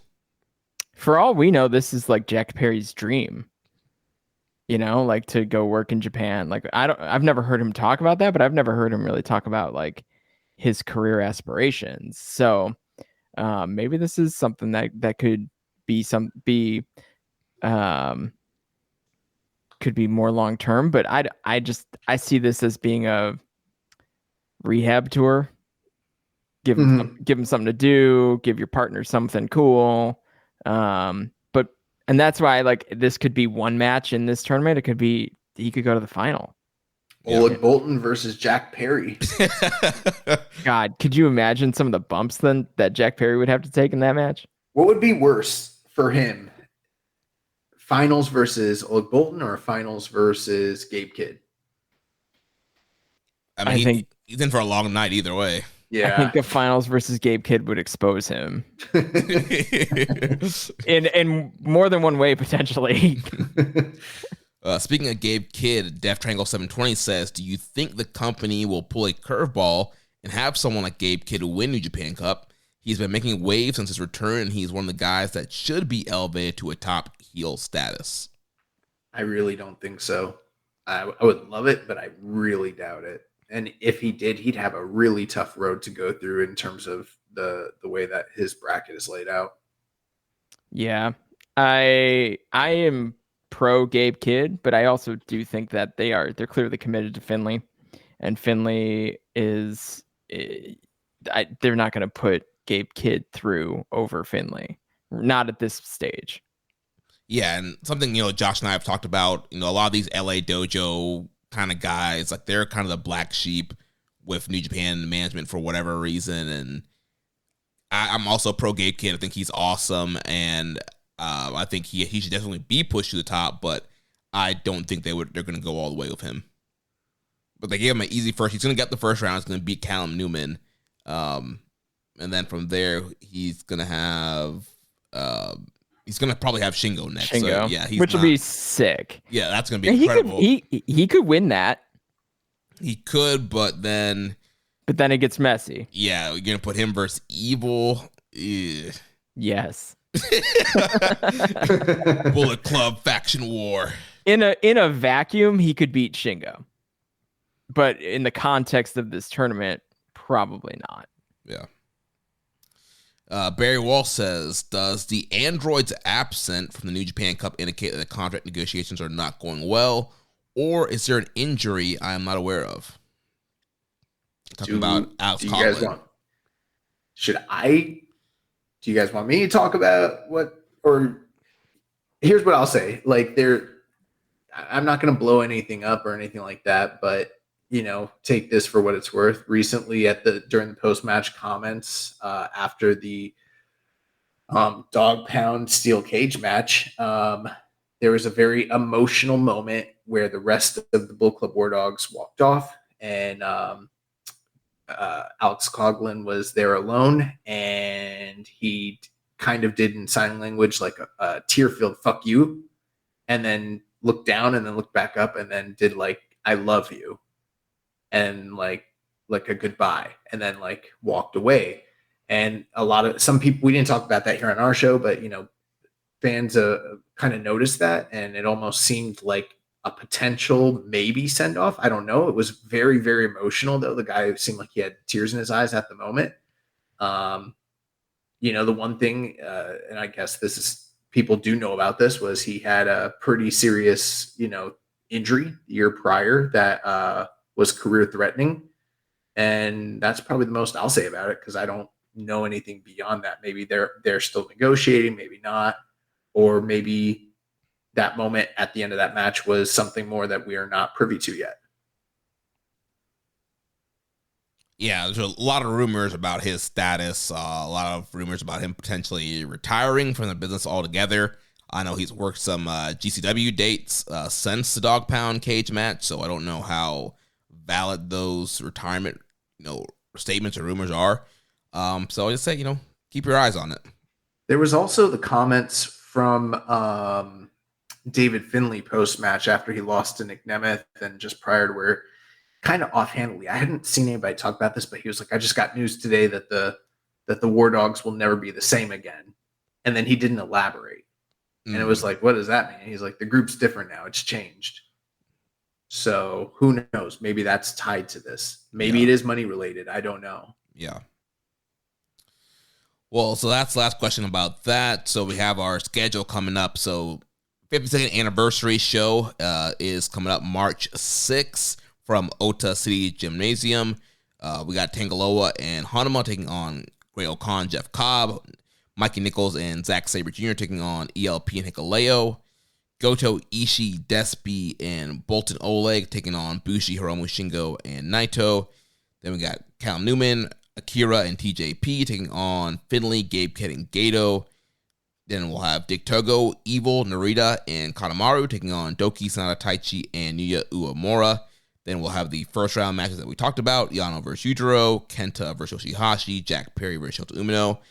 And then the main event will be the traditional World Heavyweight Champion versus Junior Heavyweight Champion matchup as Tetsuya Naito will take on Sho. Guys, thoughts about this matchup? Well, one thing I wanted to point out, second match of the night, TMDK versus GOD. That is a quasi preview for the match between Nichols and ELP, but I wouldn't be surprised if we wind up with a strong tag team title feud between TMDK and GOD coming out of all this.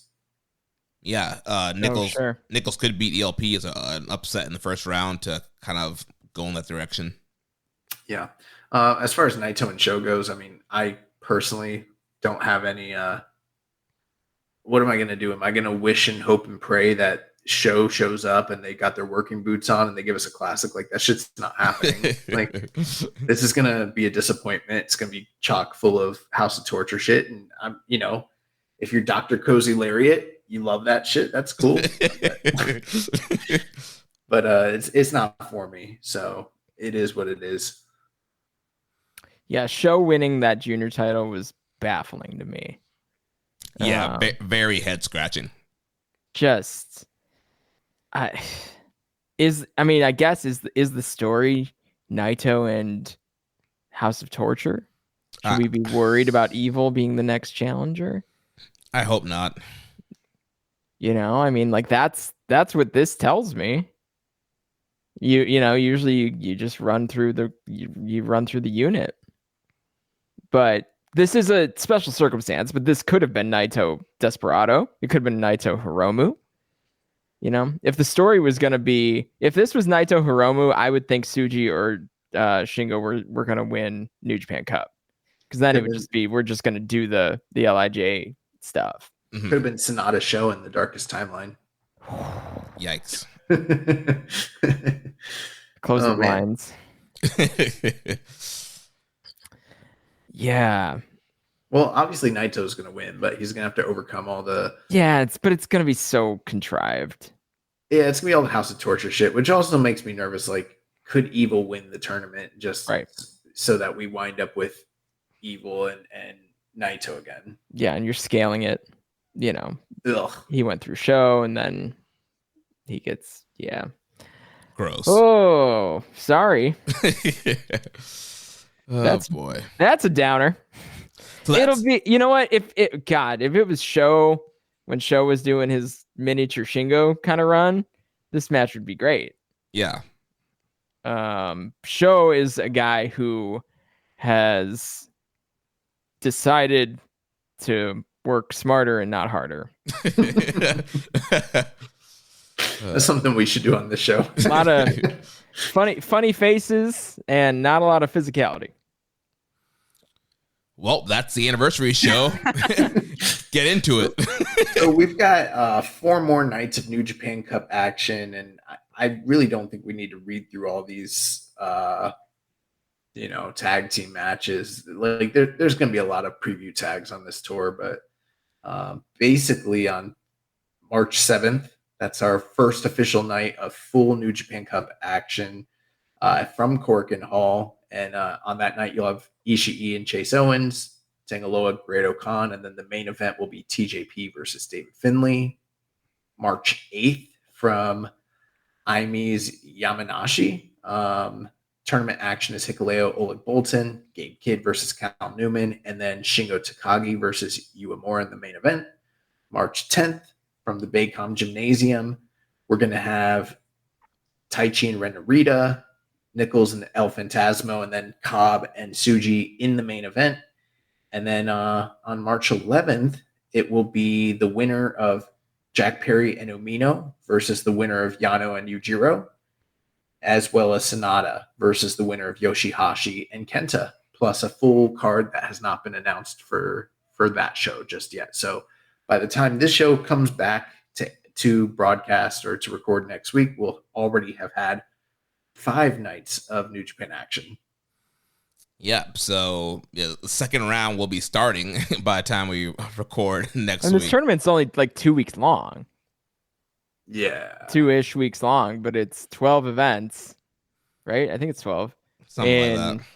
In 15 days. But most of the business end of the card is like 3 matches on every night. So, if you're skipping the tags or being very selective with them, it's pretty easy to keep up on. It kind of gives you something to do every day. Trying to spin it positive here. Yeah, and if you guys aren't going to be watching those tags, so if I'm watching them on 2X, don't hate. I have this habit of just throwing up the whole show just like in the corner of my screen while I work on the next night or something to send to Walker, Gino, and Chris. Oh yeah, Gino's coming back. Gino's coming back, I think, for the whole tour. I haven't verified that, but he'll be there. So different voice in the booth, so that's fun. We have that going for the English language lovers. Well, let's jump through the news so we can do some questions and get out of here. So the news items here: following further examination, an ankle injury sustained at New Beginning in Sapporo, Hiroshi Tanahashi will be absent from the New Japan Cup Series as well as Sakura Genesis on April 6th to allow for a full recovery. His previously announced IWGP Global Championship match will be delayed until a later date to be determined. So I didn't know that. So that's kind of crazy. Why are you guys laughing? You're just like reading it. You're like, I was not aware that this was the news. And it kind of sucks. I'm curious if they give Nemeth a different opponent, because this was just a very much a like, I want to wrestle Tanahashi, and Tanahashi was like, okay.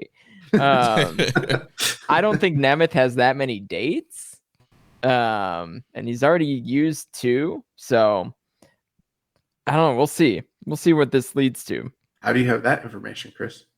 I'm around. I'm around. I talk to people. I ask questions. There have been additions to the Windy City Riot card. So Azumi, Mina Shirakawa, and Stephanie Vaquer have all been added to that event. So, women's wrestling fans rejoice. Joshi fans rejoice. What do you think that is leading to? I mean, all these women on this show, do you think they're going to do something related with them all? Well, I think number one, Stephanie Vaquer is kind of like the champion in waiting to be the next strong champion. I'm assuming she's got it. They have a match booked, right? With her and Julia. It's here in the news. Yeah. March 10th at Cork, and Julia's defending against Vaquer. Okay. Yeah, so I think she's going to get that title. I also think that, with the changes in management and everything that's going on, it seems like it's highly likely that these women are not just going to work this show. They'll probably end up working AEW as well. Sure. So I think we're going to see that Stardom relationship start up in that regard as well. That's interesting. I think that's good. People were really excited about all these announcements. Yeah. So I mean, including Mercedes Moné was dropping emojis on them. So, Yeah, that's another reason I think that it's highly likely we're going to see that crossover just because her involvement. Yeah. PWA Black Label Ringmasters, April 19th. The Tuckman defends the sole PWA championship against Robbie Eagles. So good friend of the show. That should be awesome. Mystico defeated Rocky Romero to become the new MLW World Middleweight Champion. Matt Riddle also defended the NJPW World Television title against Bad Dude Tito, and Satoshi Kojima defeated Minoru Suzuki to retain the MLW World Heavyweight title at MLW Intimidation Games. And then, as Jeremy mentioned, March 10th, Cork and Hall. Strong title is on the line as the champion Julia defends against Stephanie Vicor. Nice. So we'll run through these questions here. So first from MJSPR, the Discord Daddy, he says, does NJPW have a big four anymore? I answered this in the Discord, and it's very simple. It's Tanahashi, Gedo, Sugabayashi, and Kadani. That's the big four. I think they call that the Office. And you can throw in Rocky and TK. It's actually a big six. And the CMLL guy. Yeah, and Paco Alonso. Paco Alonso, yeah. Goes to Paco Alonso. Do they right now? I would definitively say that they do not. I think they have hopes that they will. Tsuji, Yumura, Umino, Narita. But I don't. They're really moving slow. Yeah. Yeah. I mean, right now, your big four is Sonata, Evil, Naito, Zach, and Hiromu, Lij. I'm gonna go off script. What do you guys think about? I've seen some discussion around really pressing for Hiromu and Despy to go heavyweight. I'm not opposed to it, but I also feel like anyone that's like adamantly like advocating for that is also, kind of it's headcanon shit that they're probably just not gonna do, Yeah. Yeah. I think Despy looks like a heavyweight. I think he's got that Liger build. agree. He's got the Liger build. I think they both kind of look like heavyweights. Hiromu's definitely packed on some in the middle. When Hiromu looks cut, he looks like a heavy, but he's short. Yeah. Heavyweight's not a weight class; it's a height limit. But Ishii's short. Ishii's very, very big. He's very wide. Yeah. Is Hiromu who's taller, Hiromu or Ishii? I think Hiromu. I think Hiromu's taller than him. That wouldn't surprise me at all. Anytime you ask me who's taller, Ishii or someone else, I'm just gonna assume the other person. The other person, probably yeah. taller. Yeah.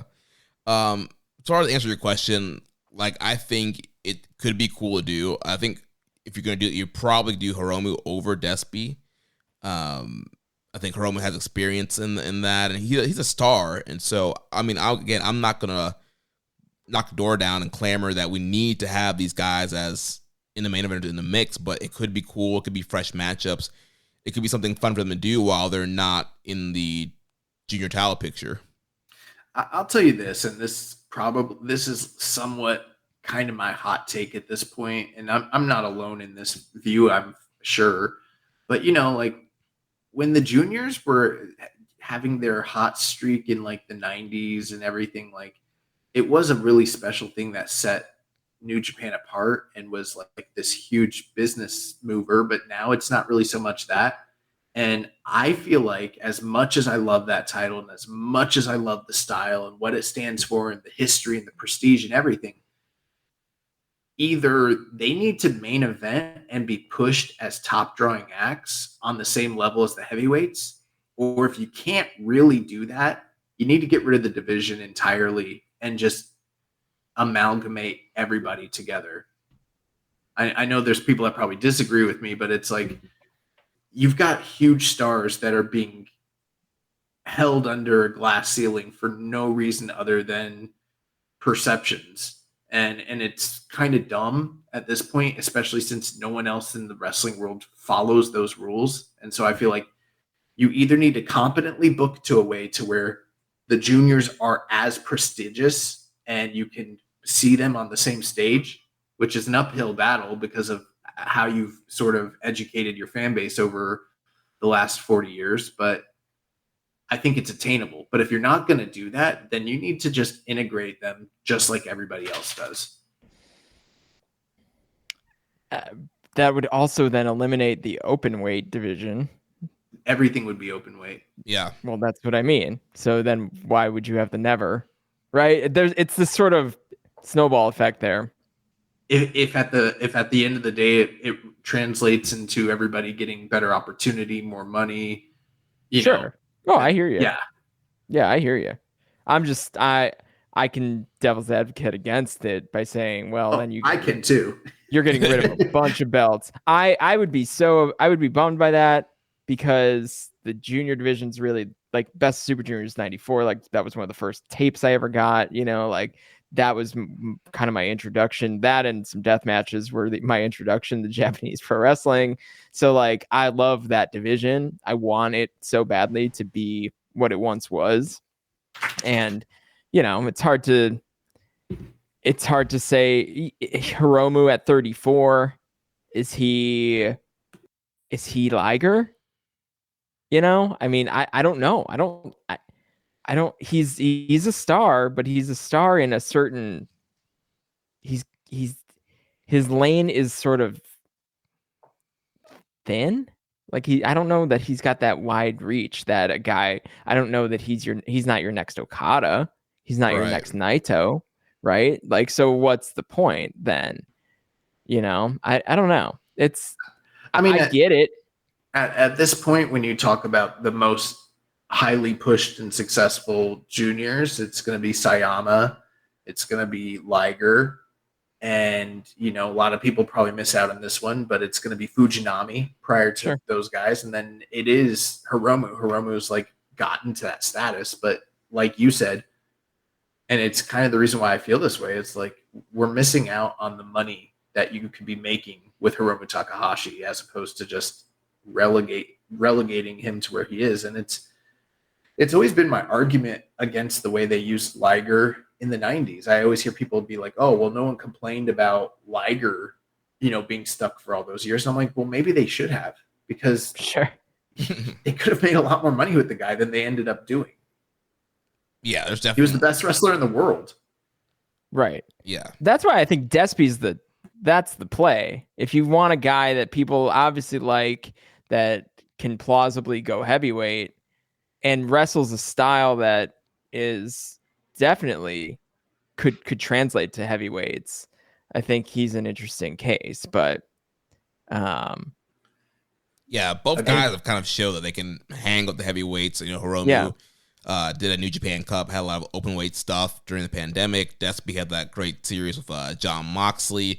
So they've been in big spots against heavyweights. Yeah, Hiromu even had that title match against Evil as well. So I think they've kind of proven like they are credible threats against heavyweights. It's just the fact of, does New Japan want to book them like a star and actually get them over and do something else with them? We moved over to talk about juniors because we didn't have a big four. Well, could Hiromu be part of a big four? Right now, I mean, he could be. Yeah. If you're really push comes to shove, like the big four is probably Naito, Hiromu, Zack, Shingo, and Tanahashi. Yeah, the ace. Tanahashi's like the next biggest star they have. Realistically, that's where we're at. I know. I love him. I do. But I mean, that main event scene's gotten decimated. Yeah. Think about it. Like, go look at the last 5 or 6 Tokyo Dome main events. There's at least one guy who ain't there anymore. And a lot of them, it's both. Yeah. It sucks. MJ also asked, he says, Tanahashi was talking about his booking philosophy, and it seems to be built on a foundation of push popular sexy boys. Is this a healthy business model? Rank your current top 3 NJPW sexy boys. Absolutely. I mean, Shawn Michaels. I think so. I think that's been one of the big appeals of New Japan in this modern time, So yeah, absolutely. But I don't know. Who are the 3 best looking guys in New Japan? I don't know. Sonata. Oh, come on. Look at him. Yeah, but look at that jawline. Yeah, if we're talking about just pure looks, but like a loser, a lot of the shine falls off. He was a winner all year last year, my friend. There's winning and then there's winning. And Okay, Charlie Sheen. I mean, I feel like Suji is Yeah. somewhere on that list, right? Yeah. according to my girlfriend, yes. Okay. So we got Sonata, Suji. Doki. He's definitely jacked. Sexy, maybe not. It's a stretch. With the mask. Depends what you're into. Okay, no shame.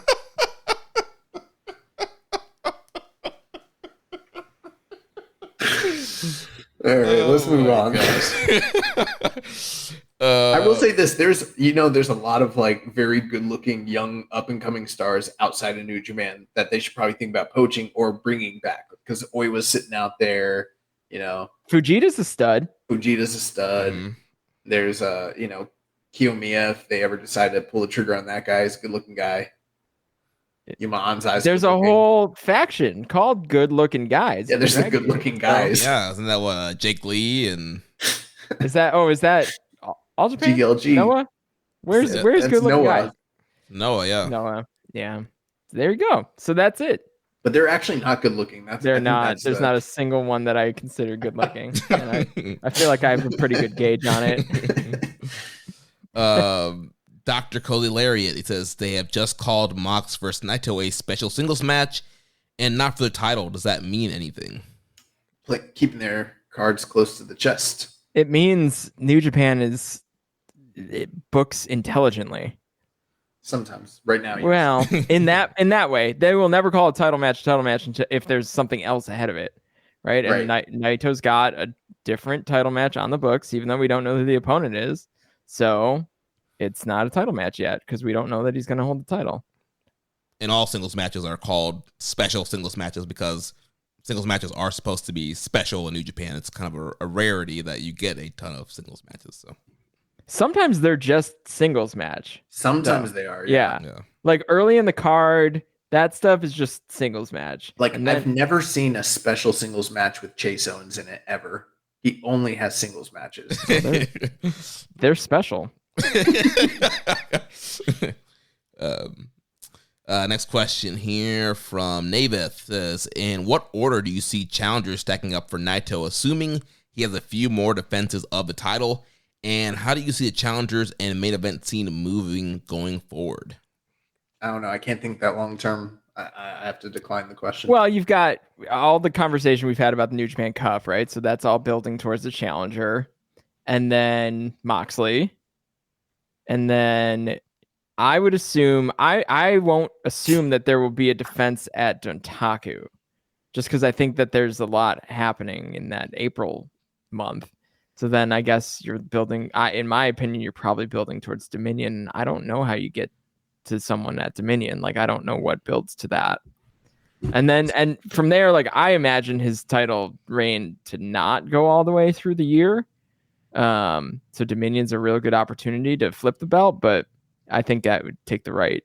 Dominion, you do him and Nick Nemeth, title versus title, double gold dash is what you do. We're just running it back. Time is a flat circle. I think Zach's gonna challenge at some point this year, and I think he's probably the most likely to beat him. So I could definitely see Zach versus Naito at Dominion. I don't know how you get there. Maybe Zach just walks out and challenges him post Windy City Riot. I think Zack Sabre Jr. is the type of guy right now that can be the champion, win the championship, but I do not think this company would ever, as much as we love him, as much as they're committed to him, he's not a guy that they're going to have walk into the Tokyo Dome and win the title. So his best bet is going to be winning the belt at a Dontaku or a Dominion, or even post G1 at like a King of Pro Wrestling, than it would be to win the G1 and win the title from the top draw in the company. I think that's unlikely. Yeah. I agree. Next question from Agreeable Rich 6808. Why do they always go to the outside within the first 5 minutes of the match and then throw each other into the guardrails? And why doesn't the ref just say, fuck it, ring the bell, DQ, or do his damn job and count them out of the ring? Why is everyone so lazy now? Whoa. Let's just calm down with the attitude. I don't like the tone you're taking here, okay? There's very plausible reasons for all this. Number one, they're allowed to do that stuff on the outside. That's not a DQ because it's not taking place within the confines of the ring. Okay, the legal play area is within the blue cerulean blue mat. On the outside, that stuff's free. You're good to go.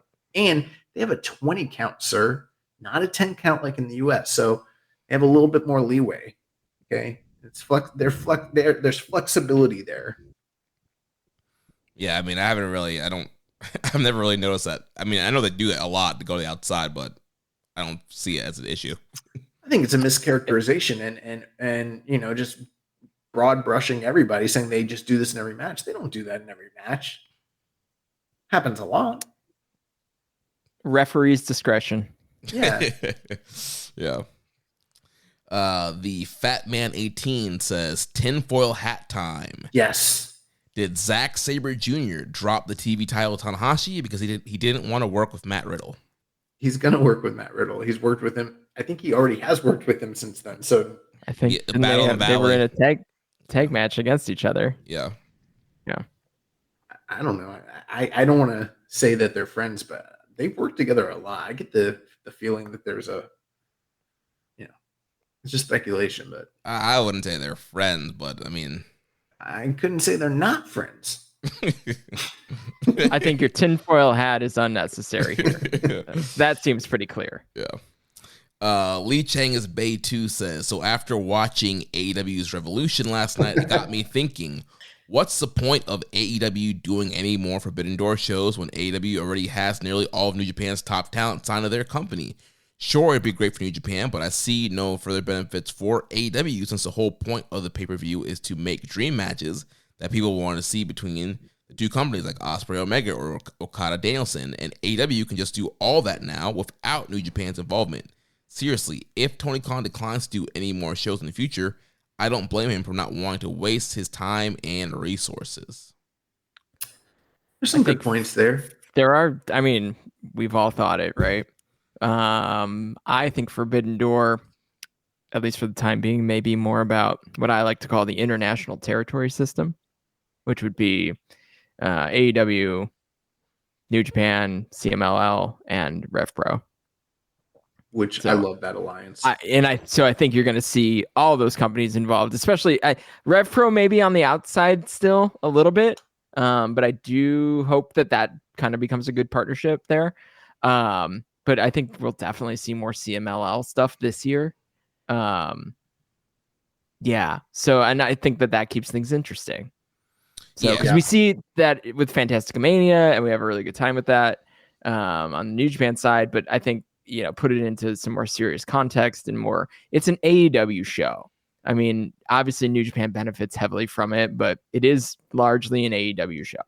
So I think to recognize it's the Rocky Romero show.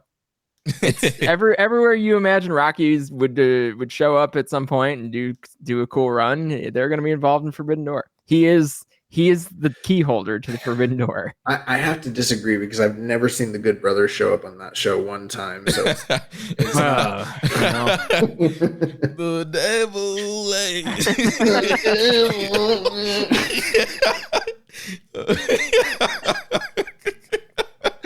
Jeremy, what were you gonna say? What if they did though? That would be like mind blowing. You would be vindicated. I know. I just like to give Rocky more credit than he actually deserves because I like him. He seems like a nice guy. He's our good friend. He's your good friend, and he replies to my emails sometimes. He replies to our emails sometimes. He's a busy guy. He's got lots of email addresses now. Yeah. One's in Spanish, one's in Japanese, one's in English. AW, man's getting that money. But yeah, I think we've already seen the CMLL integration with AW. I know a lot of those guys just lost their visas, but there's still Mystico still a go, Atlantis Jr. So there's still a lot of top guys from CMLL that can be in the mix for Forbidden Door. So I think we're going to see a lot of those guys kind of be included. And I think it's a good opportunity to kind of help elevate New Japan guys. And I know that it mainly is an AEW show, but Tony Khan is a wrestling fan and seems to like the partnership with New Japan. So I think this would be the opportunity. I mean, they probably won't win, but if you can put Tsuji and Umino and Omura into big matches against, your Bryan Danielsons, your John Moxleys, all those guys, like that's going to elevate them. And Western fans are going to be like, oh, well, they put Tsuji in there against John Moxley. The Tsuji guy must be a big deal then. So I think it will give the rub to New Japan guys. Yeah, and I mean, there's also some aspects I think you're somewhat missing out on. Like, number one, the implication that this was only put together to create dream matches. Now, granted, the first show kind of got completely rewritten because there's so many, people out and everything from what the show was originally going to look like. But it wasn't just strictly about dream matches, although that is one of the enticements of it all. It's also seeing these two giant brands work together in a variety of different ways beyond just dream matches, multi-man tag matches and different scenarios that you just couldn't see anywhere else. And that is still going to persist. And I do agree with you guys. I think that there's a high likelihood we'll see involvement from maybe like CMLL or Rev Pro down the line. And maybe that would turn the show into a more collaborative type of show as opposed to the way people have envisioned it in the past. The other thing too is that the actual pay-per-view sales and the excitement for the show, I mean, if you look at the analytics, it's pretty clear, and Dave Meltzer's really pointed this out, and they've talked about it on WrestleNomics, like the amount of people that are buying the AEW pay-per-views, they're not always the same people. And there's a whole host and audience of people that are buying Forbidden Door that don't buy any other or very few of the other AEW pay-per-views. It has a totally different vibe, totally different feeling to it. It is a unique special event that's different from all the other pay-per-views that they've done. And, the rumor, I don't know if it's true, but I've heard that they're planning to do this one in Arthur Ashe, which, like, if they are expanding into like a stadium type environment, that'd be very smart on their end, because now, even without announcing a match, if people are like, oh shit, it's going to be in a stadium this time, they've already like done huge ticket sales for the first two. For them to expand it even greater, that's huge. And, I know a lot of people like to, especially like the diehard New Japan gatekeeper type of diehard fans that like just loathe AEW, they loathe the product and they hate Tony Khan. And some of that's founded, some of it's not. There is the truth of the matter is, even though they have signed a lot of talent away from New Japan, this is one of the most beneficial things financially that the company has had floating for the last 2 years and probably will be again this third year. And it's going to help them like quite a bit. And I personally, this is just my opinion of Tony Khan, is even if I don't want to paint him and say he's a saint and say he's 100% altruistic, but this is a guy that has worked with all these other different companies and has done a lot to really kind of broaden the wrestling landscape and bring different companies together, and has sent people and done a lot of business with New Japan. And I don't see how it would be beneficial for him to quote unquote try to put New Japan out of business. I don't think that ultimately helps his bottom line. I think that they are going to continue to try and elevate the younger talents that are in New Japan and build on that in much the same way that Jeremy said. So there are upside reasons for them to continue. If they were to just completely decimate New Japan to the point where it's irreparable, sure, there'd be no point in having this show. But we're not at that point yet. They do still have stars. They do have still young talent that are up and coming. And this is a great way to showcase that partnership and to give much needed big wins to some of those guys down the line. Yeah. Next question here from Less Commission 7252. Which G1 lineups were your favorites? The 2019 A block and B block were stacked, outbeating 2017 and 2018. Since then, I don't think we had a G1 with a big lineup that we can match the energy that 2019 had. Yeah, 2019 was a cool transitional G1. There was like 5, 6, 7, 8 like new guys to the tournament. Really kind of generational in that way. So that was the G1 that I started to work with Kevin Kelly and the broadcast team. So it's got a soft spot in my heart. But I also just thought it was such an interesting tournament.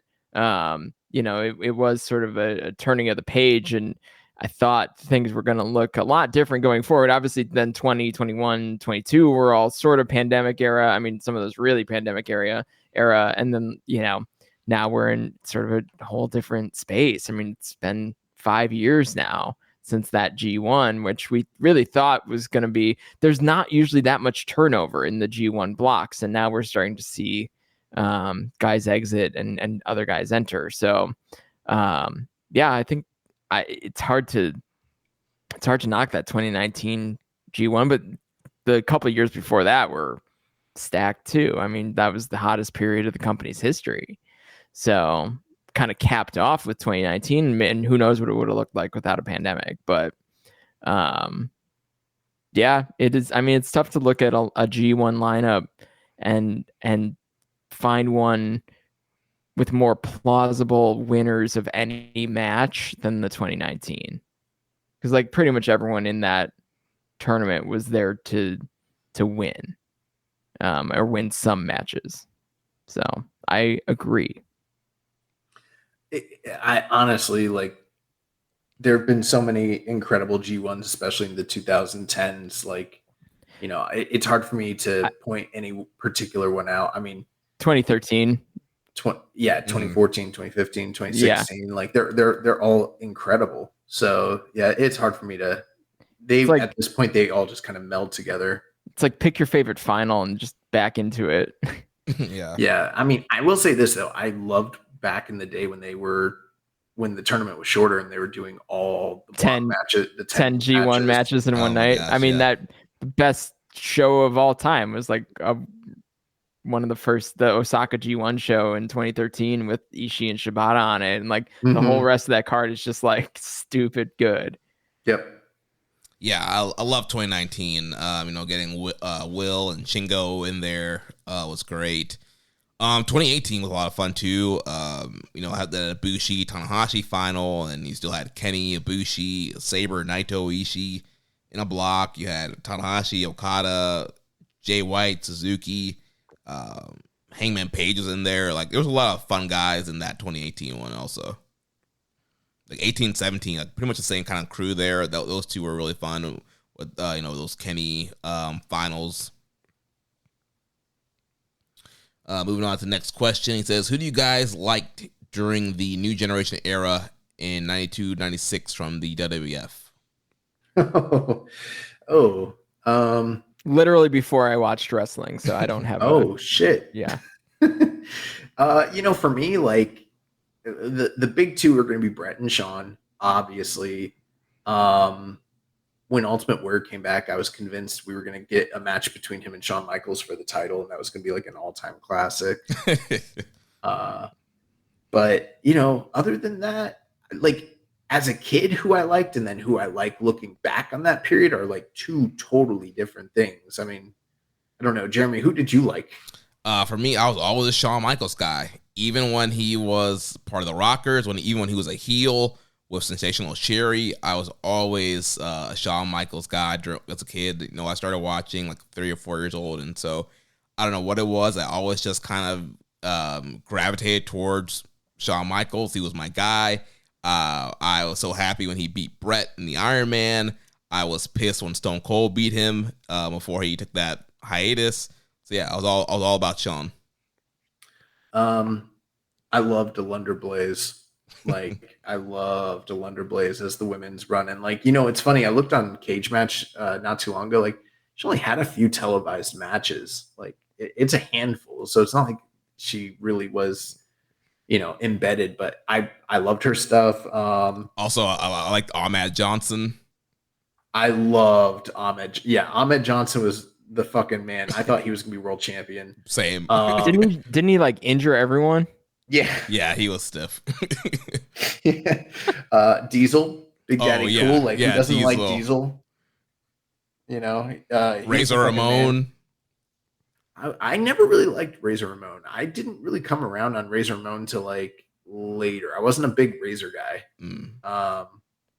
But Lex Luger.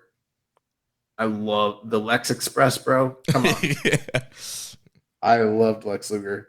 But yeah, I mean, I like Mark Marrow, the Wild Man. The Wild Man. But yeah, I had bad takes, man. I didn't like Hakushi. I didn't care for Hakushi as a kid either. And now I look back, I was like, what? Hakushi was raw. Yeah, Hakushi was incredible. To me, he's just a Japanese dude with paint on his body. Like, and I already seen Great Muta. Great Muta is much cooler. Like, I didn't like Hakushi. He didn't win very often, so I was like, yeah, get this bum out. I didn't really like 1-2-3 Kid. To me, no, he's a skinny. I like 1-2-3 Kid. He's a skinny geek, bro. He sucks. he beat Razor. Yeah, but that was a fluke, bro. Come on. We can move on. Didn't Tanahashi beat Razor early in his career too? He did. Yeah, he rolled him up. Yeah. Oh, you know who I love from the new generation? Sonny. I mean, who didn't? You know you want me. Oh, Sid. Psycho Sid. Psycho Sid. Yeah. All right, let's move on. Barry Wall says, I saw MLW had a sellout with Kojima versus Suzuki at its main event last weekend, and it's clear people still love the dads, but are they also the last generation to hold that almost unknown mystique, with Puro more available to the West now and Japanese talent featured on the likes of AEW Weekly? Is the intrigue of the almost hallowed stars from Japan you used to only hear about in magazines or trading tapes gone? Do you think it's some way another hurdle for the new stars have to overcome? I know before I watched New Japan, seeing images and reading about Okada, etc., made them almost forbidden or underground in a way and more appealing to try and find. No. As long as fans from the West are willing to only tune in to television wrestling and not, torrent or pay to stream or whatever, or, maybe just parachute in once in a while, they're not going to know who these fucking guys are. When they come over or when they get an opportunity to see them, it's going to be exactly what you're describing there. Yeah. But I do see what you're saying, is that, like, if you create a false demand for something, then the hype gets bigger. It's exactly what happened with Okada and Omega. Is people started to talk about it and the groundswell, and then the rest of the product got some shine. So is that a strategy worth deploying? No, probably not. I don't know if you've all heard, but the yen is down, so those American dollars, any American dollar you can get is worth a little more, right? So that be that tickets, be that TV, be that streaming, merch, you name it, right? You want to buy a $90 necktie that with the New Japan logo on it, you can certainly do that. It looks great. I'm low key asking someone to have one fall off a truck for me. Not that I've ever worn a necktie, but I don't think that that's a strategy. You'd have to be really calculated to, like, make something a big deal somewhere else and see if people find it. But it's a global industry now. And I think that, New Japan is still the biggest in Japan, and we know that the industry is in a tough spot in Japan, but I don't think that means look at what Mercedes Moné did for New Japan last year. Broke records of New Japan World subs, sold out, stuff in California and the US. So that I think that there's still options to make that a relevant lane. But I do think that you make some good points about how they got to where they were. And now it's, what does this evolution look like now that the access to the product is significantly easier? There's fewer barriers to entry. Yeah, but to Josh's point, I'm just so surprised by, like, how many people don't know how to watch New Japan. Yeah. Like, I'll run into, I just made a new friend this recently, and he's a wrestling fan. He knows about New Japan. He's like, oh, how do I watch that? Like, I don't even know how to watch. Like, and I see, I'm in so many Facebook groups and all these different message boards of people who, like, are wrestling fans and have no idea how to get New Japan World. They have no idea New Japan's on Access TV. I think that we are kind of in this bubble of obviously smart fans who know about New Japan, know how to watch it, that, like, the common Joe Schmo, like, watches Monday Night Raw has no idea that there's a wrestling streaming service that he can pay 9.99 yen to watch New Japan. Or even if they do, they don't know when it airs. They don't know when to watch it, and their time is limited. And so it's like they hear the names. They're kind of quasi familiar, but they don't know. They don't watch it, and maybe they'll drop in for a Wrestle Kingdom match that gets hyped, but that's about it. There's a lot. I mean, that's the majority of wrestling fans. Yeah. So I think it's still kind of there. Maybe not as, I think maybe for hardcore fans, we don't have that kind of, I have to find this tape. Obviously for us, it's easier access, but I think there's still, a large group of wrestling fans that it'll still kind of be this kind of nuanced thing for. What I mean to that, and I agree with the stuff you're saying, Chris, but like in a year or two, like let's say if Umino blows up, if he does a shot for MLW or GCW, let's say, people are still going to pay lots of money to go see him because it'll be your one, chance that he's in your city. And a lot of people just never seen him live. And that's always going to be the case for these bigger Japanese stars until they sign with a U.S. company. Yeah. Barry's next question, he says, if a belt is not being smashed or defaced, they are put on non-contracted records from outside companies. Does a secondary belt get a better offer each year around contract season as well and go to the U.S. as well each year? Let it play out, I suppose, as they say. That's funny. It's not a question at all. Then Def Triangle 720 has a list of questions here for us. First says, in your honest opinion, do you think the build-up in matches in New Japan lack creativity? Sometimes. I'm really curious what this New Japan Cup looks like, and I will answer in post because I think it's going to tell us a lot. Yeah. I think overall as a whole, I would say no, because I feel like a lot of the premise of New Japan is based off who is the better wrestler, and I think most of their best feuds is kind of revolve around that, but clearly there have been questionable booking decisions that are like, where is that? Where are they going here? His next question is, do you think the company will listen to the feedback from the last two shows? I don't even know what the Japanese feedback necessarily even is. I mean, I know how a lot of US fans feel, but I don't know what their domestic, target audience feels about it. I mean, I feel like night 2 from Sapporo was a really good show.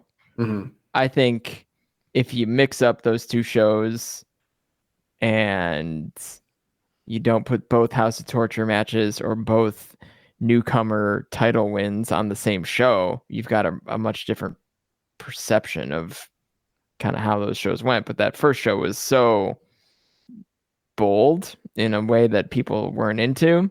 And then the second show, it was more of your traditional, what you want from a New Japan show. So, and I get why the booking ended up the way it was, but just because it was clean, LIJ versus Just Five Guys and, kind of everything else, a lot of House of Torture on night 1, House of Torture and newcomers on night 1. So I think, but I do think if you look at those two shows as one, we're still kind of where we were. I don't think it was as dire as it felt after night 1. Do they listen? I don't know. It's hard to say. I mean, there's a lot of vocal fans and pundits in the English language space that are really, really down on New Japan product. And I do think that they hear it. Will they take action based on that? That's what I don't really know. Yeah. Like Josh said, we're not really plugged into that Japanese audience. We don't know exactly what they're all saying and doing. And so it's kind of hard to gauge. It's hard to gauge that. Also here in the West, like you're saying, Chris, clearly a lot of people are down on it, but we don't know exactly how they feel in Japan. We should ask that guy from Twitter who used to tell us how all the Japanese fans as a monolith felt. Let's do that. No one's heard from him in a long time. Next question says, question to Chris. Do you think the roster needs fresh blood outside of the young guys? Why is it only a question to Chris? I don't know. I think the young guys are right there. Like, I constantly wonder, like, what are we doing? There's so many of them. There's so many guys that you could just like run with and see what happens. And I think I am not a risk averse person. I will say that about myself. Like, I am not risk averse. I will make bold choices for myself in my life, right? And I think New Japan is incredibly risk averse. Yeah. And it's very strange that I love this thing that is that way. Because I like the bold choices, the big decisions. I like that stuff, but, especially in something as at big scale as meaningless as professional wrestling. And I know that it's big business, right? But it is also entertainment.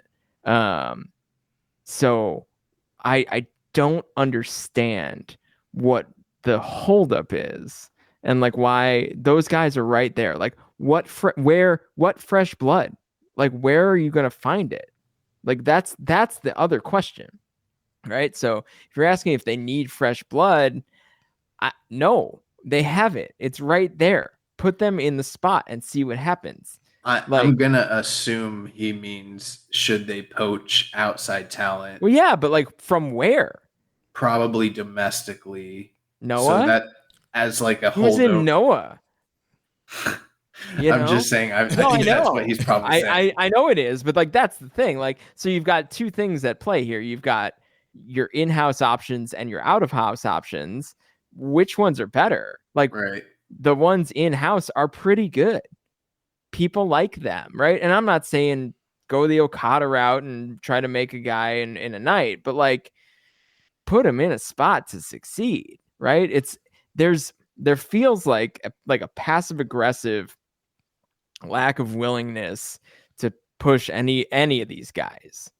And it feels like there's two sides to the aisle and they're fighting against each other internally.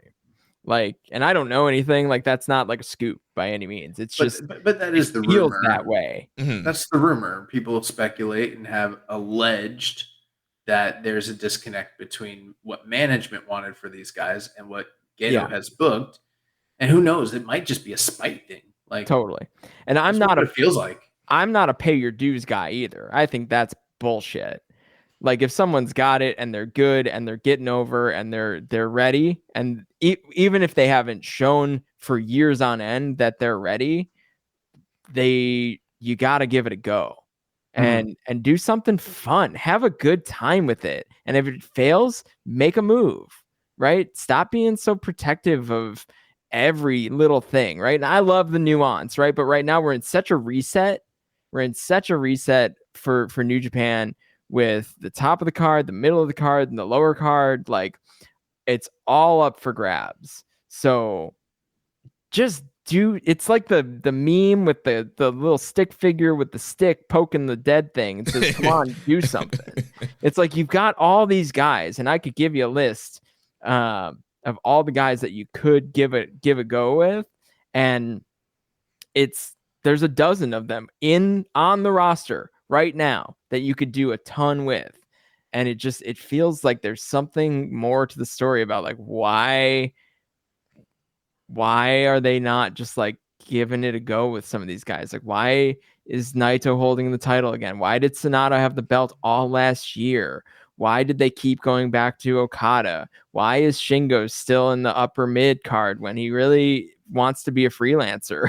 Like there's so many baffling questions about New Japan right now, and it reeks of I mean, there's a lot of challenges, but like there's a certain desperation too, right? Putting titles on Matt Riddle and Nick Nemeth on the same night, and I don't mind them holding titles, don't get me wrong, but like dropping them in to win titles off of some of the guys that won titles at Wrestle Kingdom, strange decisions. Like it sort of doesn't make any damn sense. And like I've always been really prideful of my ability to make sense of what's happening in New Japan. And there's so much happening right now that I just can't make sense of, which leads me to believe it's more of a decision quality piece and not necessarily a matter of options. So to answer your question, no, I don't think they need more new blood to sit in the lower mid card and not get pushed. Yeah, absolutely agree with you. There's nobody in Noah, Dragon Gate, all Japan, Big Japan. Nobody's really making a buzz out there that's going to be like, oh, we have to grab this guy or poach him or talent. But yeah, like you mentioned, they have the roster, they have a talent, they have the partnerships to help get their young guys over. They just need to do something about it. His next question is, do you think New Japan is in danger of becoming Noah? I wouldn't say that, but I would say that some of the booking trends, that are detrimental, remind me of what they were doing in Noah a couple of years ago, which is not, that's not good. Yeah. But at least they don't have someone retiring and not putting anyone over. At least they don't have the conglomerates of backstage power grabbers, advocating for, all these old shooters to go over and not do business on, different set of problems. Yeah. Kind of the same result, though. Sort of similar. It says, does it seem like New Japan can't be bothered to fix the too many belts issue? I mean, they added a belt. Yeah. I don't think they see it as an issue. I think they see it as more is more. More title matches. He says, do you think New Japan should switch up how they structure their big shows? I don't know. I love the traditional calendar. What do you do, right?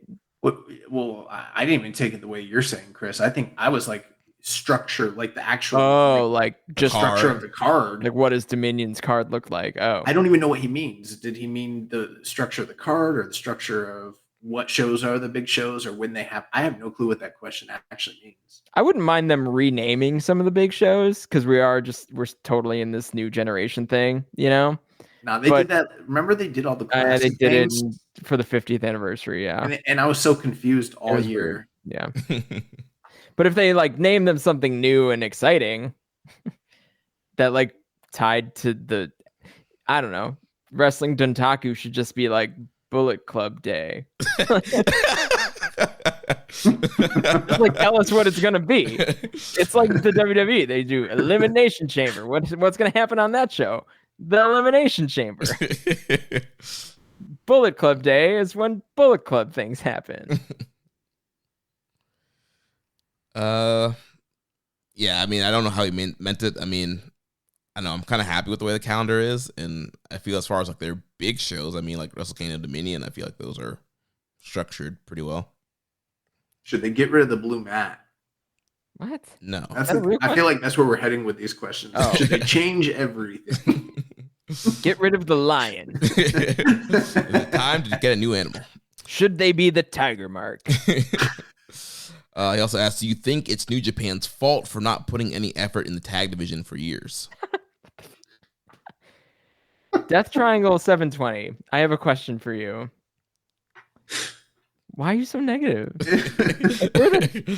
We're kind of critical on this show sometimes, right? And when I jump in, I try to be non-toxic positivity is kind of my lane. And I'm struggling. But I'm here. I'm having a good time. But these are all very this is a laundry list of the things you dislike about New Japan right now. And I'm not gonna lie to you. I agree with a lot of them. Do I think it's New Japan's fault for not putting in any effort into the tag division for years? Who else's fault would it be? It's Gato's fault. But I don't know. It's also been okay at certain times. Yeah, last year seemed like they were having a pretty good, dude, World Tag League last year. Yeah, and people like the Techers run when that happened, and Bishamon's a real tag team. We figured out something for Yoshihashi to do that's a positive. We had Aussie Open, we had FTR, we had War Machine, we had the Young Bucks. Yeah, you're going back further than me. I just meant last year. But yeah, they've had good periods. It's just right now we have Chase Owens and Kenta. Yeah. Cool. which is objectively the worst tag team to ever hold that title. Worse than Chase and Fale? Wait, the worst tag team to ever hold the IWGP tag team titles? I think, given the current state of Kenta, yeah, I'll own that. I don't care. That's my bold statement of the show. I'm gonna look, but you're probably right. Like, there's a case to be made. We can move on. I'm just gonna be looking at the reigns and deciding how true this is. I think it's probably very likely true. It's on the list at least. His next I mean, in a vacuum, Kenta's great. Love his history. You know, I've gone back to watch a lot of great Kenta stuff, and honestly, some of his New Japan run's been good. Current Kenta, kind of, but it's this weird. Is it? I don't know if that's true, bro. I already found a tag team that might be worse. But it's Chase this weird. Owens and Bad Luck Fale was worse. That's what I just said. He said no. because at least they were in Bullet Club. Like Chase Owens and Kenta are just like Bullet Club adjacent, like with no actual affiliation. Did you know that tag team had a name? Chase and Fale? Yeah. No. The tag team is known as General's Jewel. Oh, I did know. Oh yeah, I remember that. I didn't know that. We can move on. I'm just gonna keep looking. Next question: do you think outside of Gabe and Hanare, the other young guys lack intensity in their matches? No. I get what I get what you're saying. I think Suji's got the energy. I think Amino's grown out of playing, quote unquote, playing pro wrestler. So now I think there's something he's got it. Who else am I looking at? Narita, you know, it's hard to gauge a House of Torture guy now, but he's an interesting dude. I'm really curious what Uemura looks, you know, like what his style is going forward. Is he gonna have a fire under him, or is he gonna be this like broken guy for a little while? Yeah. But I mean, Gabe and Hanare, they went out at Cork and Hall to make a point, you know. And again, like some of this stuff it feels like a passive aggressive attempt to hurt themselves, you know. And like I don't think that's the smartest way to work either. Loved it. Had a great time. Don't get me wrong. And I have mad respect for the guys who were able to go out and do that. But like, it doesn't feel right. But they're intense. So they do have that. Did you guys know that in 2009, the British Invasion won the IWGP tag team titles in TNA, but it was not like approved. Yes. Yeah. Wasn't it Magnus and Doug Williams that won it?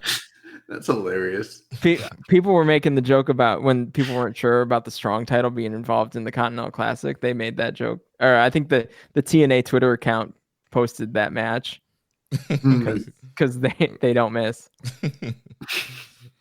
It's second to last question. After the analysis from last week, do you think New Japan should change up their structure for their tournaments, like have World Tag League be a bit earlier than usual? It's a loaded question because you could say that, but there's so many reasons why that tournament's in place at the time of the year that it is and how it's structured. There's a lot of benefits to it. I think what they need to do is have a better tournament that draws more people during that time of the year. That's all. They don't need to change anything. Also, World Tag League was good last year. It was. It just didn't draw well. No, it did not draw well. Yeah. But good tournament though. His last question: do you think if Tana did a retirement tour and decided to have his final match at Wrestle Kingdom, it would do well for the company? I mean, Tanahashi's only goal as president is to sell out the Tokyo Dome, and I think I said it maybe even on this show that the best way to do that would be the Tanahashi retirement. And I hate to send him off into the sunset. He doesn't seem to be ready for that, and he's definitely not teasing that, but that would sell out the Tokyo Dome. Yeah. If that's the goal, then that's the way to do it. Yo, I think you're right. I think they're the worst. I don't know. Like Gallows and Anderson are kind of but they were good. The Isaka and Yano in 2012 isn't necessarily the greatest. That was when Yano was still like trying. Def match Yano. There's quite a few times where you'll find like one strong person on the team and one really weak partner, but I don't think that there's ever been as bad as where they're at in terms of their career right now as Chase Owens and Kenta. This is the worst tag team in the history of this title's history. Yikes. I'm sorry. Whew. But yeah, I think the Tanahashi retirement match at Wrestle Kingdom would also do huge. It would sell out, and I know he's not teasing it, but also his body is breaking down. He can barely move. I think they should plan on doing that pretty soon. Do you think Tanahashi will ever be like dad mode and just be in the openers? Yeah, I could see that. I think he's gonna have that run and then what, cycle back up to do his retirement? Oh, I don't know about that. Like, I'm not sure, but like, you know, Baba did that. Mm-hmm. So if he wanted to, it's going to be up to him. Mm-hmm. Company's not going to be able to force him to do anything he wants. I mean, push comes to shove, he'll just leave if need be, like many stars before him did. Well, he is the president. He's the president now, though. Yeah, we've had presidents walk out over this exact thing before. Start their own company. Pro Wrestling Ace. I could totally see Tanahashi having a company called Ace. Absolutely. Ace Pro Wrestling. No, just Ace. Like, you know, they get free bandages for life. But yeah, I don't know. I mean, I think that's a way they could go if they were gonna do. But here's the thing. They might want to just have his retirement show be its own dome show at a different part of the year, so they get the other gate. Yeah. Yeah. But what is it this year that Wrestle Kingdom's on the weekend that people were pointing to as a chance to sell a bunch of tickets? Yeah. Yeah. Yeah. Yeah. I mean, not that Wrestle Kingdom's not drawing well. It did well last year too. It's done well the last 2 years. So, but if you want to sell the building out, 50, 60,000, whatever it is. Yeah. I mean, that's probably your next chance to do it, honestly. Yeah. All right, well, that's going to wrap it up for all the questions. Recommended match of the week. I know we were off last couple of weeks. Josh, do you have a recommended match for us to watch this week? Yeah, you know, let's go ahead and watch that Zack Sabre Jr. versus Connor Mills match from Rev Pro on February 18th. Heard some really good things about that match. All right, and I'm going to recommend that we watch Kojima versus Suzuki from MLW Intimidation Games. I heard it was good, actually. Yeah. So, nice. All right, so that's going to wrap it up. Chris, thanks again for joining us for another New Japan Cup preview. Tell our listeners where they can find you online. Anything else you got cooking up? Yeah, supportofprowrestling.com. You still have a chance to get into that bracket challenge, which is just for funsies. People seem to be enjoying that so far. So yeah, fill out your bracket, drop a second bracket in if you feel like it. If you want to do something bold, see where you land. I think that's always fun too. It's kind of like March Madness, right? Everyone does multiple brackets for the college basketball tournament. So do the same for the New Japan Cup and give me some data to work with. But otherwise, yeah, find me on Twitter at the Chris Samsa, or I am actively, I should be posting kind of the day-to-day New Japan stuff, preview stuff over at sportofprowrestling.com in conjunction with contest updates. But thanks for having me. Yeah, no problem. So next week we'll be back to review the opening round of New Japan Cup. So if you enjoyed today's show, please consider making a donation. Visit socialsuplex.com/donate and click on the donate button under the Keeping It Strong Style logo. And make sure to connect with us on social media. On X, follow us at KI Strong Style, at Social Suplex, and at Jeremy L. Donovan. On Facebook, follow us at facebook.com/Social Suplex, also in the Wrestling Squared Circle Facebook group. On Reddit, I'm the Pro Black Guy. Josh is Keeping It Strong Style.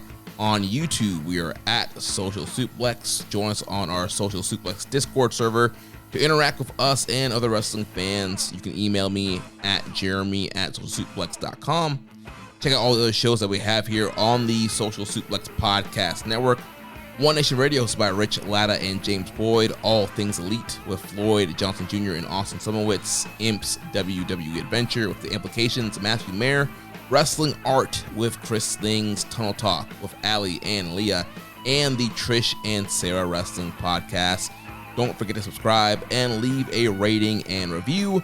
And we'll catch you next week on Keeping It Strong Style, the ace of podcasts. Itchy bum. Thank you for listening to Keepin' It Strong Style. We'll see you next time.